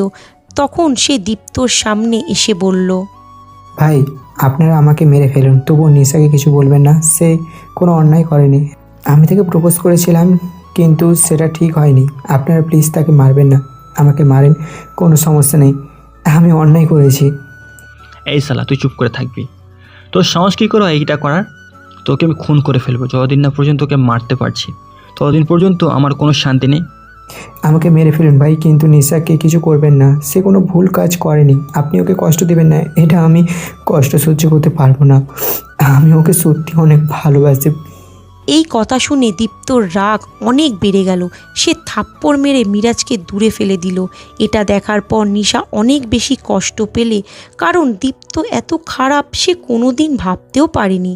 সে দীপ্তকে অনেক ভালো ভাবত, কিন্তু দীপ্তের প্রতি এখন তার আর কোনো অনুভূতি কাজ করছে না। দীপ্তকে সে ঘৃণা করতে শুরু করেছে, কারণ এত ভালো একটা ছেলে যে আঘাত সহ্য করার পরও তার কথা চিন্তা করছে, এরকম ছেলেকে ভালোবাসতেই হবে। তখন নিশা দীপ্তর গালে ঠাস করে একটা থাপ্পড় বসিয়ে দিল। দীপ্ত কিছুক্ষণের জন্য একটা ঘোরের মধ্যে চলে গেল। কি করবে কিছুই বুঝতে পারছিল না। সে চুপচাপ দাঁড়িয়েছিল। তখন নিশা কান্না করতে করতে চিৎকার দিয়ে তাকে বলল, তুমি কি মনে করো নিজেকে? তোমাকে একটু সম্মান করে বলে তুমি যা ইচ্ছা তাই করবে? তুমি আমার পার্সোনাল লাইফে কেন কথা বলছো? আমি কাকে ভালোবাসবো কাকে না ভালোবাসবো সেটা একান্ত আমার ব্যক্তিগত বিষয়। তোমার বাসায় থাকি বলে তুমি যা ইচ্ছে তা করবে। আর ভুলে যেও না, ওই বাসাটা তোমার একার না, আমি আমার আব্বুর বাসায় থাকি। তাই তুমি ভুলেও আমার জীবনে আর কোনোদিন কোনো কথা বলতে আসবে না। তোমাকে আমি নিজের বড় ভাই ভাবতাম, অনেক ভালো একজন মানুষ মনে করতাম, যে আমাকে সব বিপদে আপদে সহযোগিতা করে। কিন্তু তোমাকে আমি ঘৃণা করি। আজকের পর থেকে তুমি আমার জীবনে আর কোনো কথা বলবে না। আর আমি মিরাজকে ভালোবাসি। তোমার মতো জঘন্য মানুষের কাছ থেকে ওকে কিভাবে বাঁচাতে হয় সেটা আমি ভালো করেই জানি। চলো মিরাজ। বলে নিশা এগিয়ে গিয়ে মিরাজকে তুলে জড়িয়ে ধরল। এরপর বলল, আমিও তোমাকে অনেক ভালোবাসি মিরাজ। তোমার মতো এত ভালো একটা ছেলেকে আমি এতদিন পাত্তা দিইনি, এটা আমারই ভুল ছিল। আমি তোমাকে ভালোবাসি। ওই জঘন্য লোকটা তোমার কোনো ক্ষতি করতে পারবে না। আজকের পর থেকে তার সাথে আমার কোনো সম্পর্ক নেই। না নিশান, তুমি এরকম করবে না। ভাইয়া তোমার ভালো চায়, তোমার জন্য তিনি এরকম ব্যবহার করেছেন। আমার আঘাতেগুলো সামান্য সেরে যাবে, কিন্তু তুমি এরকম ব্যবহার করো না। উনি তোমাকে এতদিন আগলে রেখেছে। মিরাজ, তুমি এখনো এই লোকটার কথা চিন্তা করছো? এই লোকটা তোমার মতো নয়। এই লোকটা তোমার ক্ষতি করতে চায়। তুমি বুঝতে পারছো না? তোমার মতো ভালো যদি সবাই হতো, তাহলে এই সরল সরল পৃথিবীটা অনেক সুন্দর হতো। তুমি যেরকম সব কিছু মনে করো, পৃথিবীটা আসলে ততটাও সহজ নয়। সবাই তোমার মতো না। অনেকে আছে যারা এই পৃথিবীটাকে নোংরা করেছে। তুমি আমার সাথে চলো, আমি তোমাকে ফার্মেসিতে নিয়ে যাব। বলেই নিশা মিরাজকে নিয়ে যেতে শুরু করলো। ফাহাদ এগিয়ে যেতে চাইলে দীপ্ত তার হাত টানে ধরে বলল, না ফাহাদ, অনেক হয়েছে, আমি বুঝতে পেরে গেছি। আর নিশার জীবনে একটা ভয়ঙ্কর স্বপ্ন, সেটাকে কাটিয়ে উঠতে চাইছে। আমি চাই না তার সুন্দর স্বপ্নকে ধ্বংস করে দিতে। সে যদি অন্য কাউকে নিয়ে খুশি হতে পারে, তাহলে আমি কেন বাধা দেবো তাকে? দীপ্তের এমন কথা শুনে ফাহাদ চুপ করে গেল। সে বুঝতে পারছে দীপ্তের কষ্টের ব্যাপারটা। নিশা তখন মিরাজকে হসপিটাল নিয়ে গিয়ে চিকিৎসা করানোর পর বলল, মিরাজ, আমি আর ওখানে থাকতে পারবো না। আমি এসব সহ্য করতে পারছি না। আমি চাই না ওনার মুখোমুখি আর হতে। তাই বলছি, তুমি তো আমাকে ভালোবাসো, তোমাকে বিয়ে করবে মিরাজ? হ্যাঁ নিশা, আমি তোমাকে বিয়ে করার জন্য ভালোবাসি। তুমি আমাকে বিশ্বাস করতে পারো, কোনোদিন তোমাকে কষ্ট দিব না। আমি তোমাকে সত্যি অনেক ভালোবাসি। তাহলে আমি আজকে গিয়ে আমার বড় আব্বুর পরিবারের সাথে কথা বলবো। তারা রাজি না হলে আমরা দুজন পালিয়ে বিয়ে করব। এরপরও আমি ওই বাড়িতে থাকতে পারবো না। আচ্ছা ঠিক আছে, কিন্তু তুমি পাগলামি করবে না। যদি পাগলামি করো তাহলে তোমার ক্ষতি হয়ে যেতে পারে। তাই তুমি যেটা করবে ভেবে চিন্তা করবে।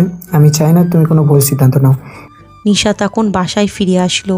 বাসায় ফিরে আসার পর কান্না করে সব কিছু খুলে বলল দীপ্তের বাবা মা দুজনের কাছে। বাসায় ছিলেন তারা। কি বলবেন কিছুই বুঝতে পারলেন না। তারা দীপ্তের সাথে নিশার বিয়ে ঠিক করেছিলেন, কিন্তু নিশা অন্য একটা ছেলেকে ভালোবাসে। কিভাবে এটা তারা মেনে নিতে পারবেন? কিন্তু নিশার স্বাধীনতা আছে।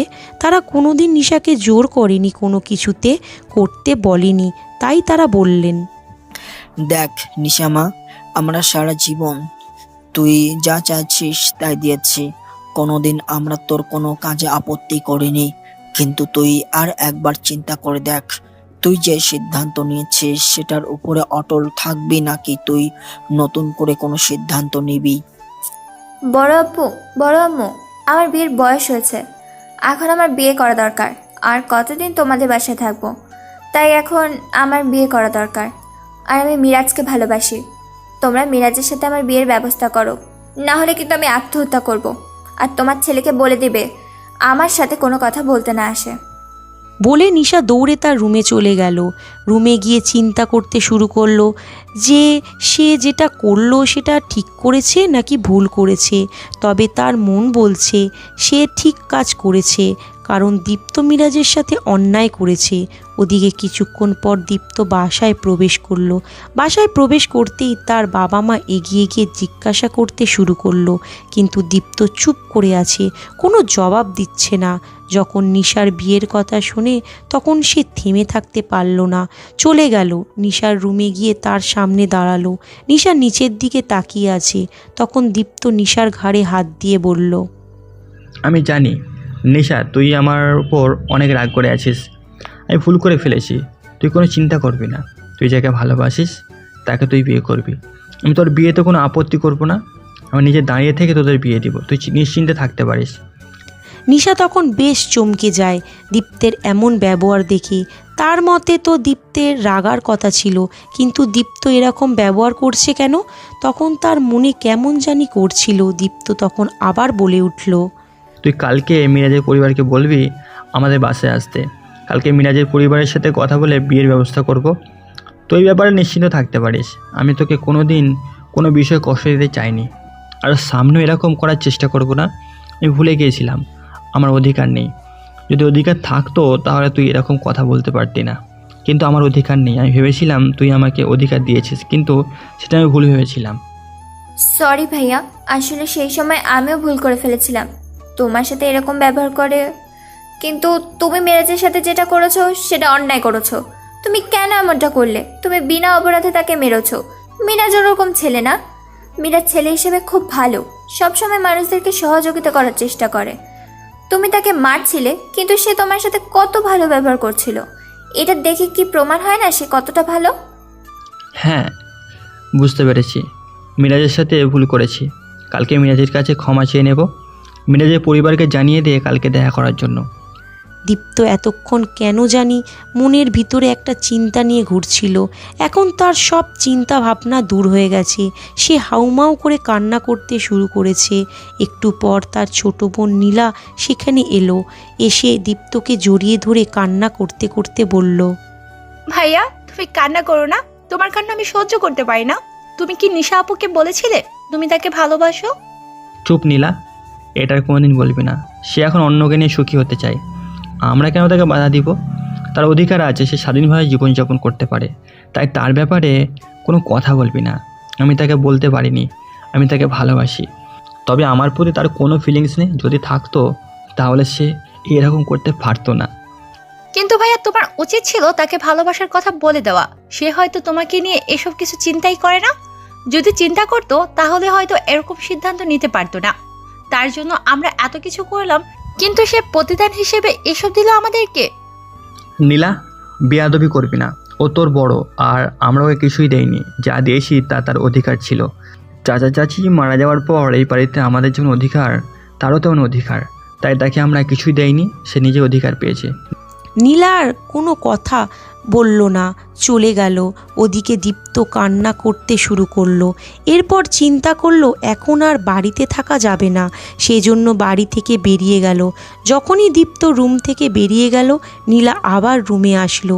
এসে দীপ্তের ডায়েরিটা নিয়ে গেল।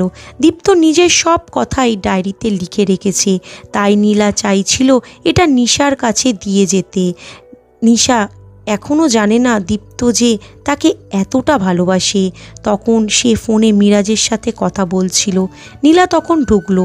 প্রবেশ করার পর নিশার দিকে তাকিয়ে বলল, আপু এটা তোমার কাছে রাখো, সময় হলে এটা পড়ে নেবে। এটা পড়লে আশা করি তোমার ভুল ধারণা ভেঙে যাবে। আশা করি ভাইয়াকে তুমি কোনো বাজে কথা বলতে পারবে না। আচ্ছা ঠিক আছে, এখানে রেখে যা। আমি একটু গুরুত্বপূর্ণ কথা বলছি ফোনে, এটা পড়ে নেব। নীলা মন খারাপ করে রুম থেকে বের হয়ে গেল, কারণ নিশা এতটাই ব্যস্ত হয়ে গেছে এখন তার সাথে কথা বলতেই চায় না। তখন নীলা মন খারাপ করে নিচে চলে গেল, তার মায়ের সাথে কথা বলল। তখন তার মা তাকে সান্ত্বনা দিয়ে বলল, নীলা, সবার নিজস্ব স্বাধীনতা আছে, কারো স্বাধীনতায় হস্তক্ষেপ করা ঠিক না। আমরা হয়তো তার স্বাধীনতা নষ্ট করেছিলাম, তাই এখন এটা শাস্তি পাচ্ছি। তাকে একটু বেশি ভালোবেসে ফেলেছিলাম, হয়তো সেটা আমাদের ভুল ছিল। আমরা এখন আমাদের ভুলের প্রায়শ্চিত্ত করতেছি। ওদিকে দীপ্ত বাইরে এসে কান্না করতে শুরু করলো। তার কিছুই ভালো লাগছিল না, কোনো কিছুতেই মন বসাতে পারছিল না। এরকম অবস্থা দেখে ফাহাদ অনেক বেশি চিন্তায় ছিল। পরের দিন মিরাজ তার বাবা মায়েরকে নিয়ে আসলো দীপ্তদের বাসায় নিশার বিয়ের ব্যাপারে কথা বলতে। এমন দিন দীপ্তকে দেখতে হবে সেটা সে কল্পনাও করতে পারেনি। তার কাছে বিষয়টা অসহ্যকর মনে হলেও নিশার কারণে সেটা মেনে নিল। কারণ সে যদি মিরাজকে নিয়ে খুশি হতে পারে তাহলে দীপ্ত সেখানে বাধা দিবে কেন? সব ভালোবাসার মানুষই চায় তার প্রিয় মানুষটা যেন আনন্দে থাকে, সুখে থাকে, তাহলে সে কেন বাধা দেবে? মিরাজের বাবা মার সাথে কথা বলে বিয়ে 1 মাস পর ঠিক করার কথা বলা হয়। নিশা এবং মিরাজ সেটা মানতে নারাজ ছিল। তারা চাইছিল 3 দিনের ভেতর বিয়েটা করতে। দীপ্ত তখন মনে মনে বলল, নিশা, আমি কি এতটাই বাজে? আমি কি তোর সাথে এতটাই খারাপ ব্যবহার করেছি যার কারণে তুই এত তাড়াতাড়ি চলে যেতে চাইছিস? যাক, ভালোই হলো। তোর সামনে আমি আমার কষ্টগুলো প্রকাশ করতে পারবো না। তুই চলে গেলে হয়তো তোকে একটু হলেও ভুলে থাকতে পারবো, কিন্তু কতটা থাকতে পারবো সেটা আমি জানি না। তুই যে আমার প্রতিটা নিঃশ্বাসে থাকিস। রাজ আর নিশার জোড়াজুড়িতে তারা রাজি হলো। 3 দিন পরেই তাদের বিয়ে ঠিক করা হলো। কিন্তু দীপ্তের বাবা সিদ্ধান্ত নিলেন নিশার বিয়ের 3 দিনের ভিতর ভালো করে দিবেন। কারণ নিজের একমাত্র ভাইয়ের মেয়ে যতই তাদের সাথে খারাপ ব্যবহার বা কষ্ট দিয়ে থাকুক না কেন, সব কিছু পরে তারা এই বাড়িতে একটা অধিকার আছে, এই অধিকারটা তাকে দিতেই হবে, না হলে তার মৃত ভাইয়ের প্রতি অন্যায় করা হবে। দীপ্ত তখন তার মায়ের কাছে আসলে তার মা ভীষণ কান্না করছিল। দীপ্ত তার মাকে সান্ত্বনা দিয়ে বলল, আম্মু, তুমি আমাকে নিয়ে একটু চিন্তা করো না। তুমি কি ভাবছো আমি ওর কষ্টে আত্মহত্যা করব? এতটা বোকা ছেলে আমি না। আমি হয়তো তাকে ভালোবেসে সারা জীবন কান্না করব, কিন্তু এরকম কোনো ভুল কাজ করব না যাতে তোমরা কষ্ট পাও। নিশ্চয়ই আমি তার প্রতি গভীরভাবে আসক্ত, কিন্তু এতটা আসক্ত হয়নি যে তোমাদেরকে ছেড়ে তাকে নিয়ে চিন্তা করতে করতে জীবন ধ্বংস করে দেব। তোমরা নিশ্চিন্তে থাকতে পারো আমার ব্যাপারে। আমি ওর বিয়ের সব ব্যবস্থা করব। সে যদি খুশি হয় তাহলে আমার এত কোনো আপত্তি নেই। দীপ্তের মা তখন তাকে জড়িয়ে ধরে কান্না করে দিলেন। নিজের ছেলের এরকম ধৈর্যশীলতার পরিচয় তিনি এই প্রথম পেয়েছেন। তিনি বলেছেন দীপ্ত ধৈর্য ধরতে পারে না, সব কিছুতে বাড়াবাড়ি করে, কিন্তু আজ তিনি দীপ্তের ধৈর্যের পরিমাণ দেখে ফেলেছেন। ওদিকে নিশা মনে মনে খুশি ছিল, কিন্তু এরপরেও কেন জানি তার মধ্যে একটা খারাপ লাগা কাজ করছিল। দেখতে দেখতে নিশার বিয়ের আগের দিন চলে আসলো। কালকে নিশার বিয়ে। আজকে তাদের গায়ে হলুদের ব্যবস্থা করা হয়েছে মিরাজের বাড়িতে। এতে অবশ্য নিশা নিজের ইচ্ছায় রাজি হয়েছে, কারণ দীপ্তের বাবা অনেক জোরাজুরি করেছিল যার বাড়িতে গায়ে হলুদ করানোর জন্য, কিন্তু মিরাজের বাবা চাইছিলেন তার নিজের বাড়িতে ছেলে মেয়ে দুজনের গায়ে হলুদ করতে। নিশাও আপত্তি করল না দেখে কেউ আর এতে আপত্তি করল না, কারণ সে নিজের ইচ্ছায় সব কিছু করুক এটা সবাই চায়, যাতে সে আপত্তি করতে না পারে কোনো দিন। ওদিকে এই 2 দিন পুরো শহরে একটা তাণ্ডব চলছিল। সেই লাল মাস্ক পরা লোক এবং কালো মাস্ক পরা লোক দুজনকে মিলে শহরের বিভিন্ন সন্ত্রাসীদেরকে মেরে ফেলছিল। এত ভয়ঙ্করভাবে মেরে ফেলছিল সেটা কেউ কল্পনা করার মতো নয়। কাউকে মেরে তার কলিজা নিয়ে যাচ্ছিল, কাউকে হিংস্র পশুর দ্বারা মেরে ফেলছিল, কাউকে আবার আগুনে পোড়াচ্ছিল। এরকম বিভিন্নভাবে শুধুমাত্র অপরাধীকে মারা হচ্ছিল। প্রথমে সবাই ভেবেছিল এই 2 মাস্ক পরা লোকই হয়তো একজন, যে 2টো মাস্ক ব্যবহারে বিভিন্ন জায়গায় গিয়ে খুন করছে, কিন্তু পরে সবার ধারণা ভুল প্রমাণ করে। কারণ একদিকে শহরে কুখ্যাত 2জন মাদক ব্যবসায়ীকে এক সময় মারা হয়েছে, তার মানে এটা কোনোদিনও হতে পারে না যে একজন লোক এই কাজ করছে। এখানে 2জন লোক আছে, কিন্তু এই 2জন লোক কারা সেটা কেউ জানে না। তবে তাদের খুনের একটা বিষয় পদ্ধতি ছিল, তারা প্রত্যেক ব্যক্তিকে মারার পর তার কুকর্মের একটা ভিডিও পাঠিয়ে দিত পুলিশের কাছে, এবং তাদের স্বীকারোক্তির একটা অডিও বার্তা পাঠিয়ে দিত পুলিশের কাছে, যার কারণে পুলিশ নিশ্চিন্ত থাকতো তারা অপরাধীকে মারছে। এদিকে সন্ধ্যার পর তাদের গায়ে হলুদ অনুষ্ঠিত হবে। নিশা বসেছিল নিজের রুমে। আজকে কেন জানি তার নিজের মনের ভিতর অদ্ভুত একটা অনুভূতি কাজ করছে। যে অনুভূতি আনন্দের নাকি কষ্টের, এটা সে নিজেই বুঝতে পারছিল না। হঠাৎ করে তার নীলার কথা মনে হলো। ডায়েরিতে হাত নিতেই দেখলো এটা দীপ্তর। এই ডায়েরিতে দীপ্ত প্রতিদিন কিছু একটা লিখত, কিন্তু কাউকে সেটা দেখতে দিত না। আজকে হঠাৎ এটা দেখতে পেয়ে তার অনেক আগ্রহ হলো। সে তাড়াতাড়ি করে ডায়েরিটা খুললো। তার হাত পা কাঁপছে। শুরু করলো, কারণ শুরু থেকে শেষ পর্যন্ত শুধু তার ব্যাপারে লেখা। তার প্রতিদিনের কর্মকাণ্ড, কি করে, কিভাবে কি করে, সব কিছু বর্ণনা করা হয়েছে এখানে। তাও আবার এত আবেগের সাথে, যেটা কেউ কল্পনাও করতে পারবে না। দীপ্ত যে তাকে ভালোবাসে এটা সে এবার জানতে পারল। মিরাজের সাথে কথা বলা থেকে শুরু করে আজ পর্যন্ত এমন কোনো দিন যায়নি যে দিনের গুরুত্বপূর্ণ হাসি, আনন্দের অথবা কষ্টের ঘটনা এই ডায়েরিতে লেখা হয়নি। সে পড়তে পড়তে কান্না করতে শুরু করলো, কিন্তু এখন সময় নেই। সেও মিরাজকে ভালোবেসে ফেলেছে। তবে দীপ্তের জন্য নিশার যতটা কষ্ট হচ্ছে, আজ মিরাজের জন্য তো তার ততটা কষ্ট হচ্ছে না। তবে কি সে মিরাজকে ভালোবাসে না, শুধু তার ভালো লাগা? এসব ভাবছিল আর কান্না করছিল। দীপ্ত তাকে এতটা ভালোবাসে, দীপ্তের প্রতিটা অনুভূতি যে ভয়ঙ্করভাবে অনুভব করতে পারছিল। সেই রাগী বদমেজাজি দীপ্ত যে এতটা আবেগপ্রবণ, সেটা এই ডায়েরি না পড়লে কেউ জানতে পারতো না।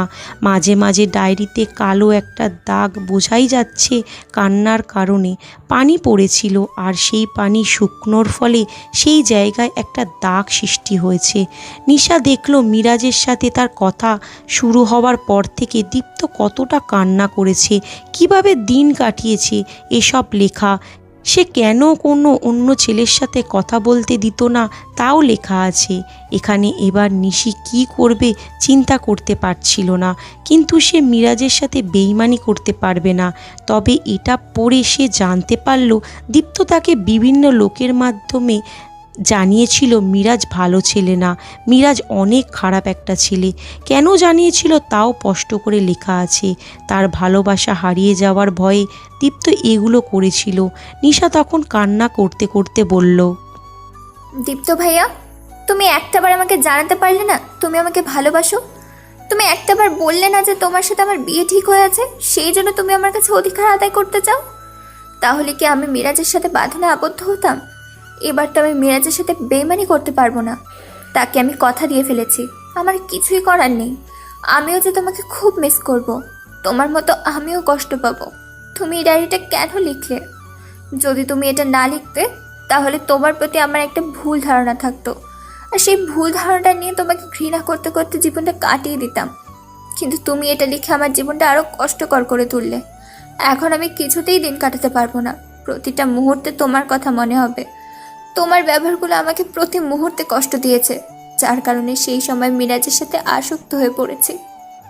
এসব কথা যখন চিন্তা করছিল তখন মাগরিবের আজান দিয়ে দিল। মিরাজ গাড়ি নিয়ে বাইরে দাঁড়িয়েছিল। সবাই পরে আসবে। মিরাজ নিশাকে নিতে এসেছে, তাকে ওখানে সাজানো হবে। মিরাজ নিচে থেকে নিশাকে ফোন দিল। নিশা বাইরে বেরিয়ে আসলো। যখন সে মিরাজের সাথে বাড়িতে বসেছিল তখন দীপ্তের রুমের দিকে তাকালো। দীপ্ত তখন বারান্দায় দাঁড়িয়ে আছে, অদ্ভুতভাবে তাদের দিকে তাকিয়ে আছে। নিশার বুকটা এখন ফেটে যাচ্ছে। দীপ্ত কেমন করে জানি তাকিয়েছিল। এই তাকানোটা দীপ্তর চোখে সে কোনো দিন দেখতে পায়নি। দীপ্তের চোখ সব সময় হয়তো রাগ অথবা আনন্দ প্রকাশ করত, কিন্তু আজ কেন আবেগ প্রকাশ করছে এটাই সে বুঝতে পারছে না। মিরাজ তখন তাকে তাড়া দিয়ে গাড়িতে উঠতে বসতে বলল। ওদিকে দীপ্ত কয়েকটা ঘুমের ওষুধ একত্র করে নিল। যখনই সে ওষুধ খেতে যাবে তখনই ফাহাদের ফোন আসলো। সে ফোনটা রিসিভ করতেই ফাহাদ চিৎকার করে বলল, দোস্ত, তুই নিশাকে ভুলেও বাড়ি থেকে বের হতে দিবি না। আর যদি নিশা বাড়ি থেকে বের হয় তাহলে তার জীবনে ঝুঁকি আছে। কি বলছিস দোস্ত? নিশা তো এইমাত্র মিরাজের সাথে বেরিয়ে গেল, তার জীবনে ঝুঁকি হবে কেন? সে তার গায়ে হলুদের জন্য গিয়েছে, আমরা একটু পর তার গায়ে হলুদে যাব। দূর, সর্বনাশ হয়ে গেছে। তুই সাগরকে তো চিনিস, হ্যাঁ, সাগরকে চিনব না কেন? সে নীলের ভাই, কি হয়েছে? সর্বনাশ হয়ে গেছে। আমরা সাগরকে কোনোদিন দেখিনি, সেজন্য নীল এটাকে কাজে লাগিয়েছে। তার ভাইকে দিয়ে নিশাকে ফাঁসিয়েছে। এখন তারা নিশাকে তুলে নিয়ে যাওয়ার জন্য এখানে এসেছে। নিশার শ্বশুরবাড়ি, যেটা বলা হয়েছিল, যেখানে গায়ের হলুদের অনুষ্ঠান হওয়ার কথা, সেখানে আমরা গিয়েছিলাম, কিন্তু সেখানে কোনো একজন লোকও নেই। এটা একটা প্যালেস, এটা বিভিন্ন অনুষ্ঠানে ভাড়া দেওয়া হয়, তারা এটাকে ব্যবহার করেছে। এখন তোকে আমি সাগরের একটা ফটো দিচ্ছি। সাগর ইন্ডিয়াতে থাকতো, নীল এখান থেকে যত মেয়ে পাচার করতো ইন্ডিয়াতে, সেগুলো সাগর রিসিভ করতো, এরপর তাদের কাস্টমারদের কাছে পৌঁছে দিত। সাগর যখন দেখলো ওই দেশ থেকে কোনো কিছু করা যাচ্ছে না, তখন নীলের কথা মতো এসে নিশার সাথে এই নাটকটা সাজায়। দোস্ত, এসব কি করে জানলি? আরে এত বড় একটা ভুল কাজ আমরা কি করে করলাম? আমাদের চোখের সামনে এত বড় একটা নাটক করে ফেললো, কিন্তু আমরা কিছুই করতে পারলাম না। তুই আগে নিশাকে বাঁচানোর চেষ্টা কর, তোর বাড়ির সবাইকে বিষয়টা জানিয়ে দে। আর এক কাজ করবি, আজকেই আমাদের শেষ দিন, তাই আমাদের যে করেই হোক সফল হতেই হবে। আচ্ছা ঠিক আছে, তাহলে তুই কমিশনার সাহেবকে জানিয়ে দে, আর আমার লোকের কাছ থেকে ইনফরমেশন নিয়ে নে তারা কোথায় আটকে রেখেছে নিশাকে। ওকে, কোনো চিন্তা করবি না, আমি এখনই ব্যবস্থা করতেছি। তুই এই ব্যাপারে নিশ্চিন্তে থাকতে পারিস। আমি এখনই পুলিশ কমিশনারকে বিষয়টা জানিয়ে দিচ্ছি, আর তুই রেডি হয়ে নে। আজকে আমাদের জীবনের মরণের লড়াই। ফাহাদ ফোন রেখে রেডি হয়ে নিল। আজ তার জীবনে কি ঘটতে চলেছে এটা সে নিজেও জানে না, তবে বন্ধুর কারণে এটা করতেই হবে। কারণ দীপ্ত তাকে যতটুকু সহযোগিতা করেছে ততটুকু সহযোগিতা হয়তো কেউ করেনি তাকে। সেই জন্য বন্ধুর জন্য জীবন দেওয়াটাও তার কাছে ভাগ্যের ব্যাপার। দীপ্ত রেডি হয়ে নিল, তার বাবা মাকে সব কিছু জানিয়ে দিল এবং সময় মতো তাদেরকে উপস্থিত হওয়ার কথা বলল। তার বাড়ির সবাই দীপ্তকে যেতে বারণ করছিল, তারা বলছিল পুলিশ নিয়ে যাবার কথা, কিন্তু দীপ্ত অপেক্ষা করতে পারবে না।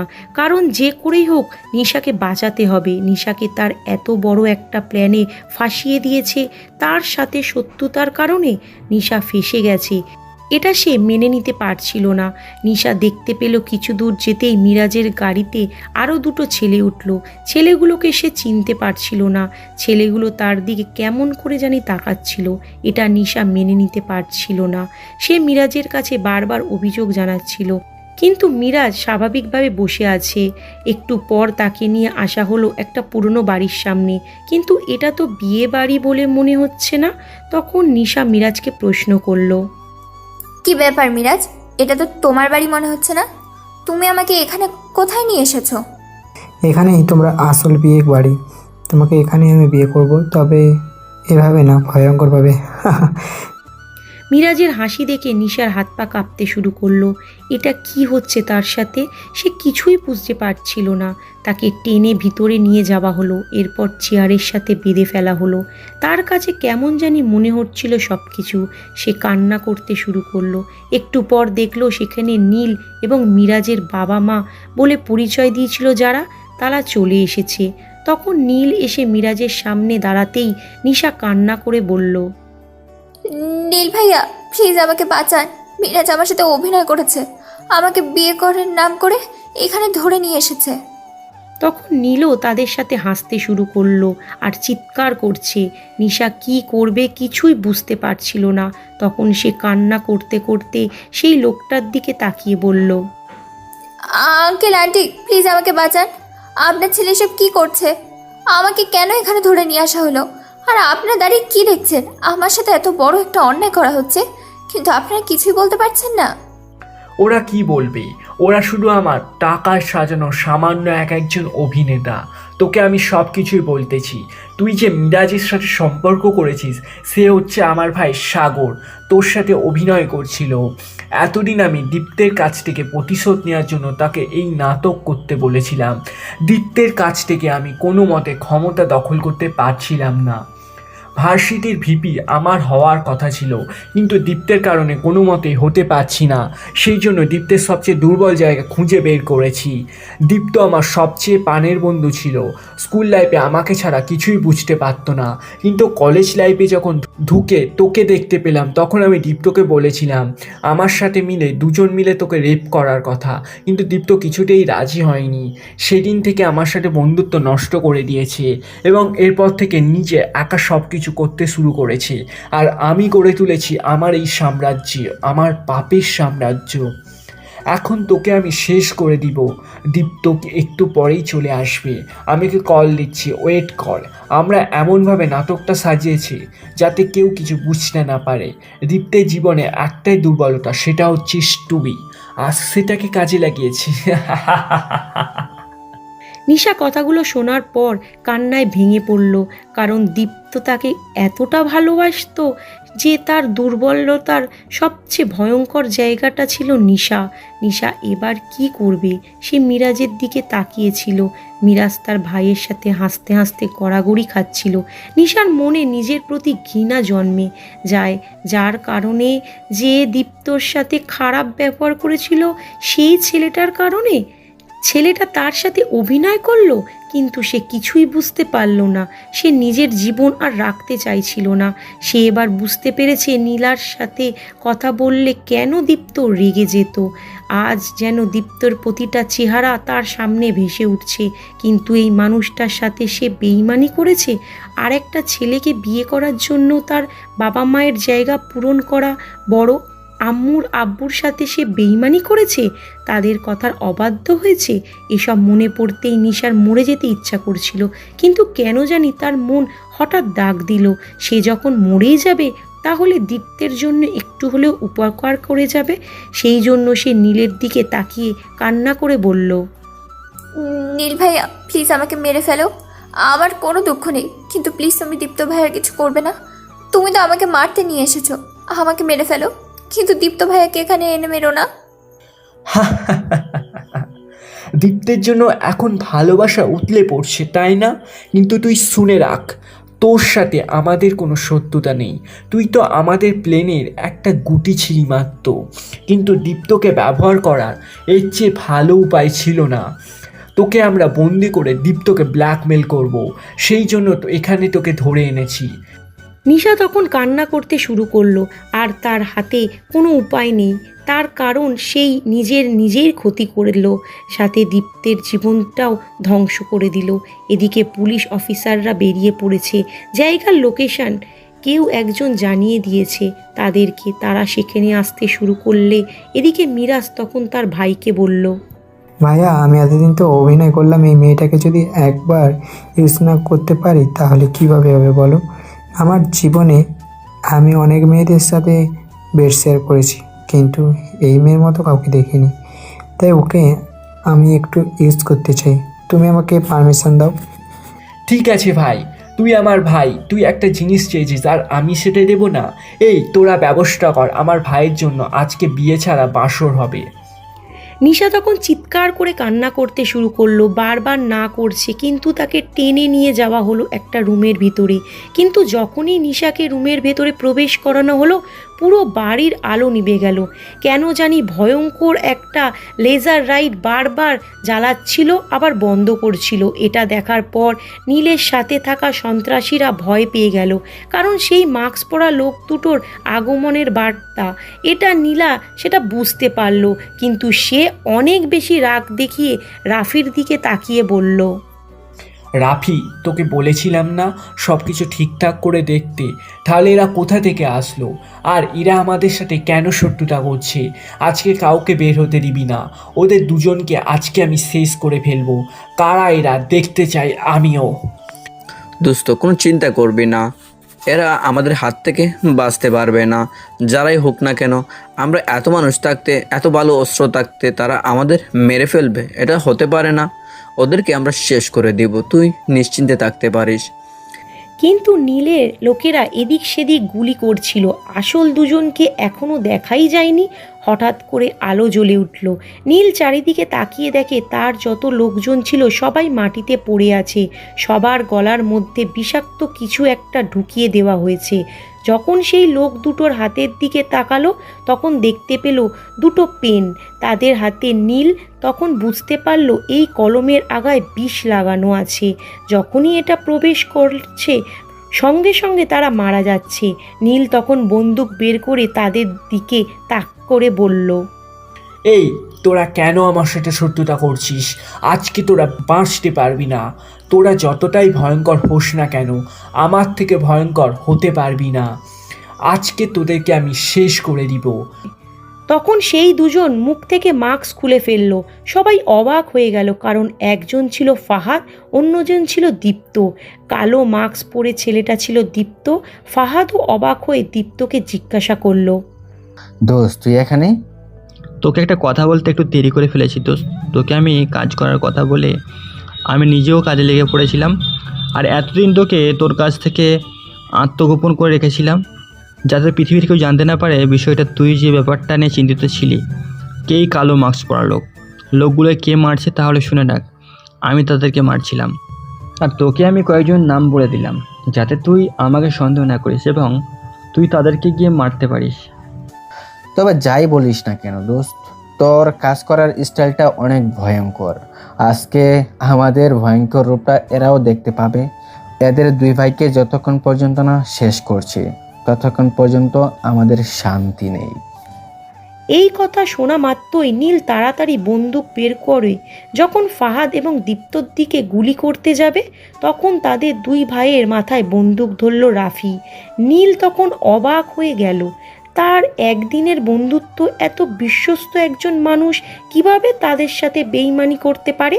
রাফি দুই হাতে দুটো বন্দুক দুই ভাইয়ের দিকে তাক করে আছে।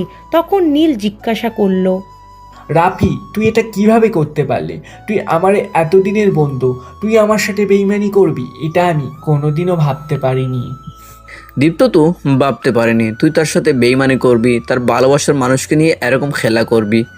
যে নিজের ছোটোবেলার বন্ধুকে বেইমানি করে দূরে সরিয়ে দিতে পারে, সে 2 বছরের বন্ধুকে কি মূল্য দিবে? আমি ভালো করেই জানতাম তুই আমাকে ব্যবহার করছিস এবং আমাকে দিয়ে খারাপ কাজ করানোর চেষ্টা করতেছ।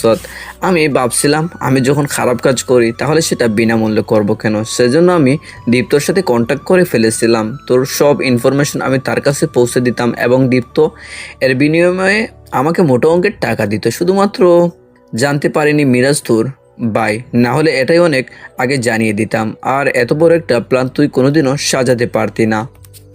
নিশা তখন অবাক চোখে তাদের দিকে তাকিয়েছিল। এর মধ্যেই সেখানে পুলিশের গাড়ি চলে আসলো। দীপ্তের বাবা মাও পুলিশের সাথে এসেছেন। পুলিশ ভেতরে ঢুকতেই তাদের দুজনের হাতে হাতকড়া পরালো।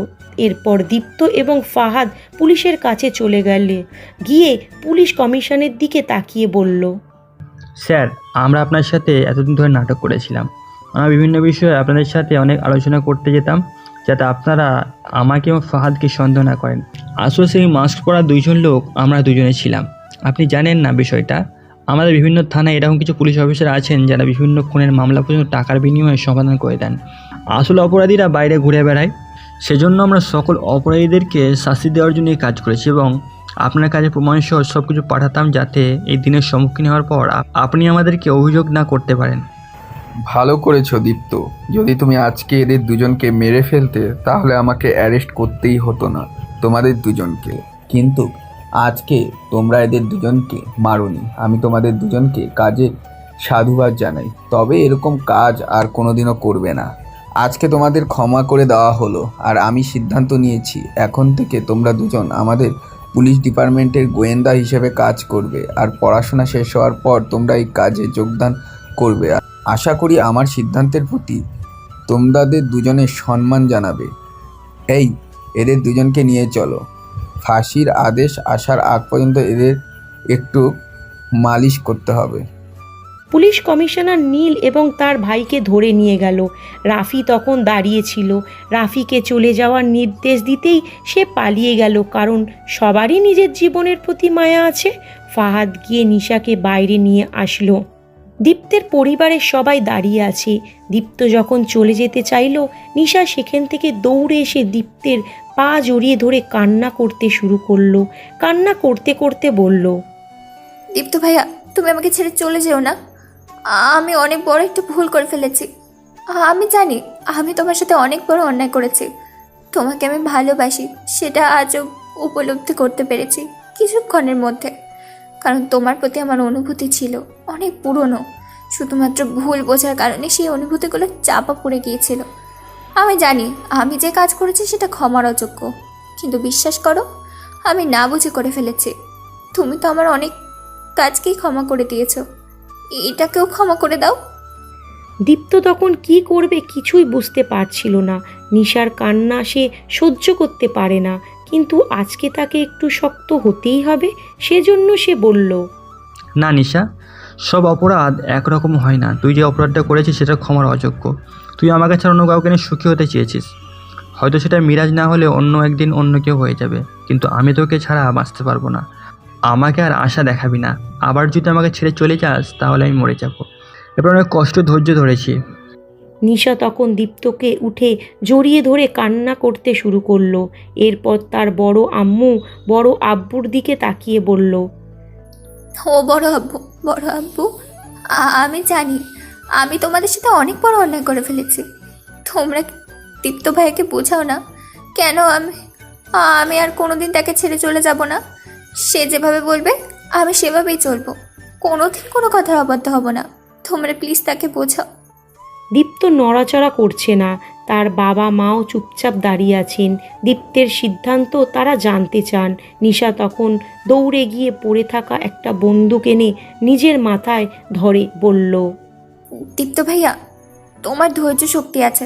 তুমি হয়তো ধৈর্য ধরে থাকতে পেরেছো, আমাদের আঘাত সহ্য করে থাকতে পেরেছো, কিন্তু আমি তোমাদের আঘাত সহ্য করতে পারবো না। আমার ধৈর্য শক্তি খুব কম, সেটা তুমি অনেক আগে থেকেই জানো। আজ এই মুহূর্তে তুমি আমাকে ভালোবাসার কথা বলবে, না হলে আমি নিজেই মরে যাব। দীপ্ত তখন চোখ লাল করে এগিয়ে গেল, গিয়ে নিজের শরীরে সর্বোচ্চ শক্তি দিয়ে নিশার গালে থাপ্পড় মারল। নিশার গালে হাতের দাগ পড়ে গেল, কিন্তু এরপরও নিশা শক্ত করে দীপ্তকে জড়িয়ে ধরে বলল, তোমার খাপ্পড় খাওয়ার জন্যই তো এতদিন ধরে অপেক্ষা করছিলাম। আজ থেকে তুমি যত ইচ্ছে থাপ্পড় মারো, আমি কোনোদিন তোমাকে কোনো অভিযোগ জানাবো না। তবুও ছেড়ে যেও না দীপ্ত ভাইয়া। এতটা যখন ভালোই বাসিস তাহলে দূরে যাওয়ার চিন্তা করিস কেন? আমি তো দূরে যেতে চাইনি, কিন্তু হঠাৎ করে কি থেকে কি হয়ে গেল। কিন্তু কথা দিচ্ছি, আগামীতে আর কোনোদিন এরকম করব না। আমি তোকে করতেও দিব না, কারণ আজকে তোকে আমি বিয়ে করব। সেটা তোমার ইচ্ছা। এখন যা হবে তোমার ইচ্ছেতেই হবে। তবে একটা কথা, আমার ইচ্ছেতেই করতে হবে। সেটা কি? আমি ওখানে দাঁড়িয়ে সব কিছু শুনেছি। তুমি এতদিন ধরে মানুষ খুন করছিলে। এটা করতে পারবে না। যদি এটা করো তাহলে আমি তোমাকে ঘর থেকে বের করে দেব। আচ্ছা ঠিক আছে, আমি ভালো মানুষকে কোনোদিন খুন করিনি, আর সামনেও করব না। এই ব্যাপারে নিশ্চিন্ত থাকতে পারিস। আর পড়াশোনা শেষ করে স্যারের কথা মতো চাকরি পেয়ে যাব, তখন আর এসব করব না। ওকে, তাহলে তোমাকে একটা দিই। দীপ্ত নিশার এরকম কাজে হতভম্ব হয়ে গেল। সবাই হেসে একত্রে মিলিত হলো। আসলে ভালোবাসার গভীরতা তখনই বোঝা যায় যখন মানুষটা দূরে চলে যায়। মানুষের অনুপস্থিতিতে মানুষ বুঝতে পারে সেই মানুষটা তার জীবনে কতটা গুরুত্বপূর্ণ ছিল। আজ গুটি কয়েক অন্যায়কারীদের জন্য পুরো সমাজের মানুষ কলঙ্কিত। তাই আপনাদেরকে অন্যায়কারীকে চিনতে হবে এবং সঠিক ভালো মানুষকে মূল্যায়ন করতে হবে। এতে করেই আমাদের জীবন সুন্দর এবং সুখের হবে। তো আজ এই পর্যন্তই। দেখা হবে পরবর্তী কোনো গল্পতে। সেই পর্যন্ত সবাই ভালো থাকবেন, সুস্থ থাকবেন।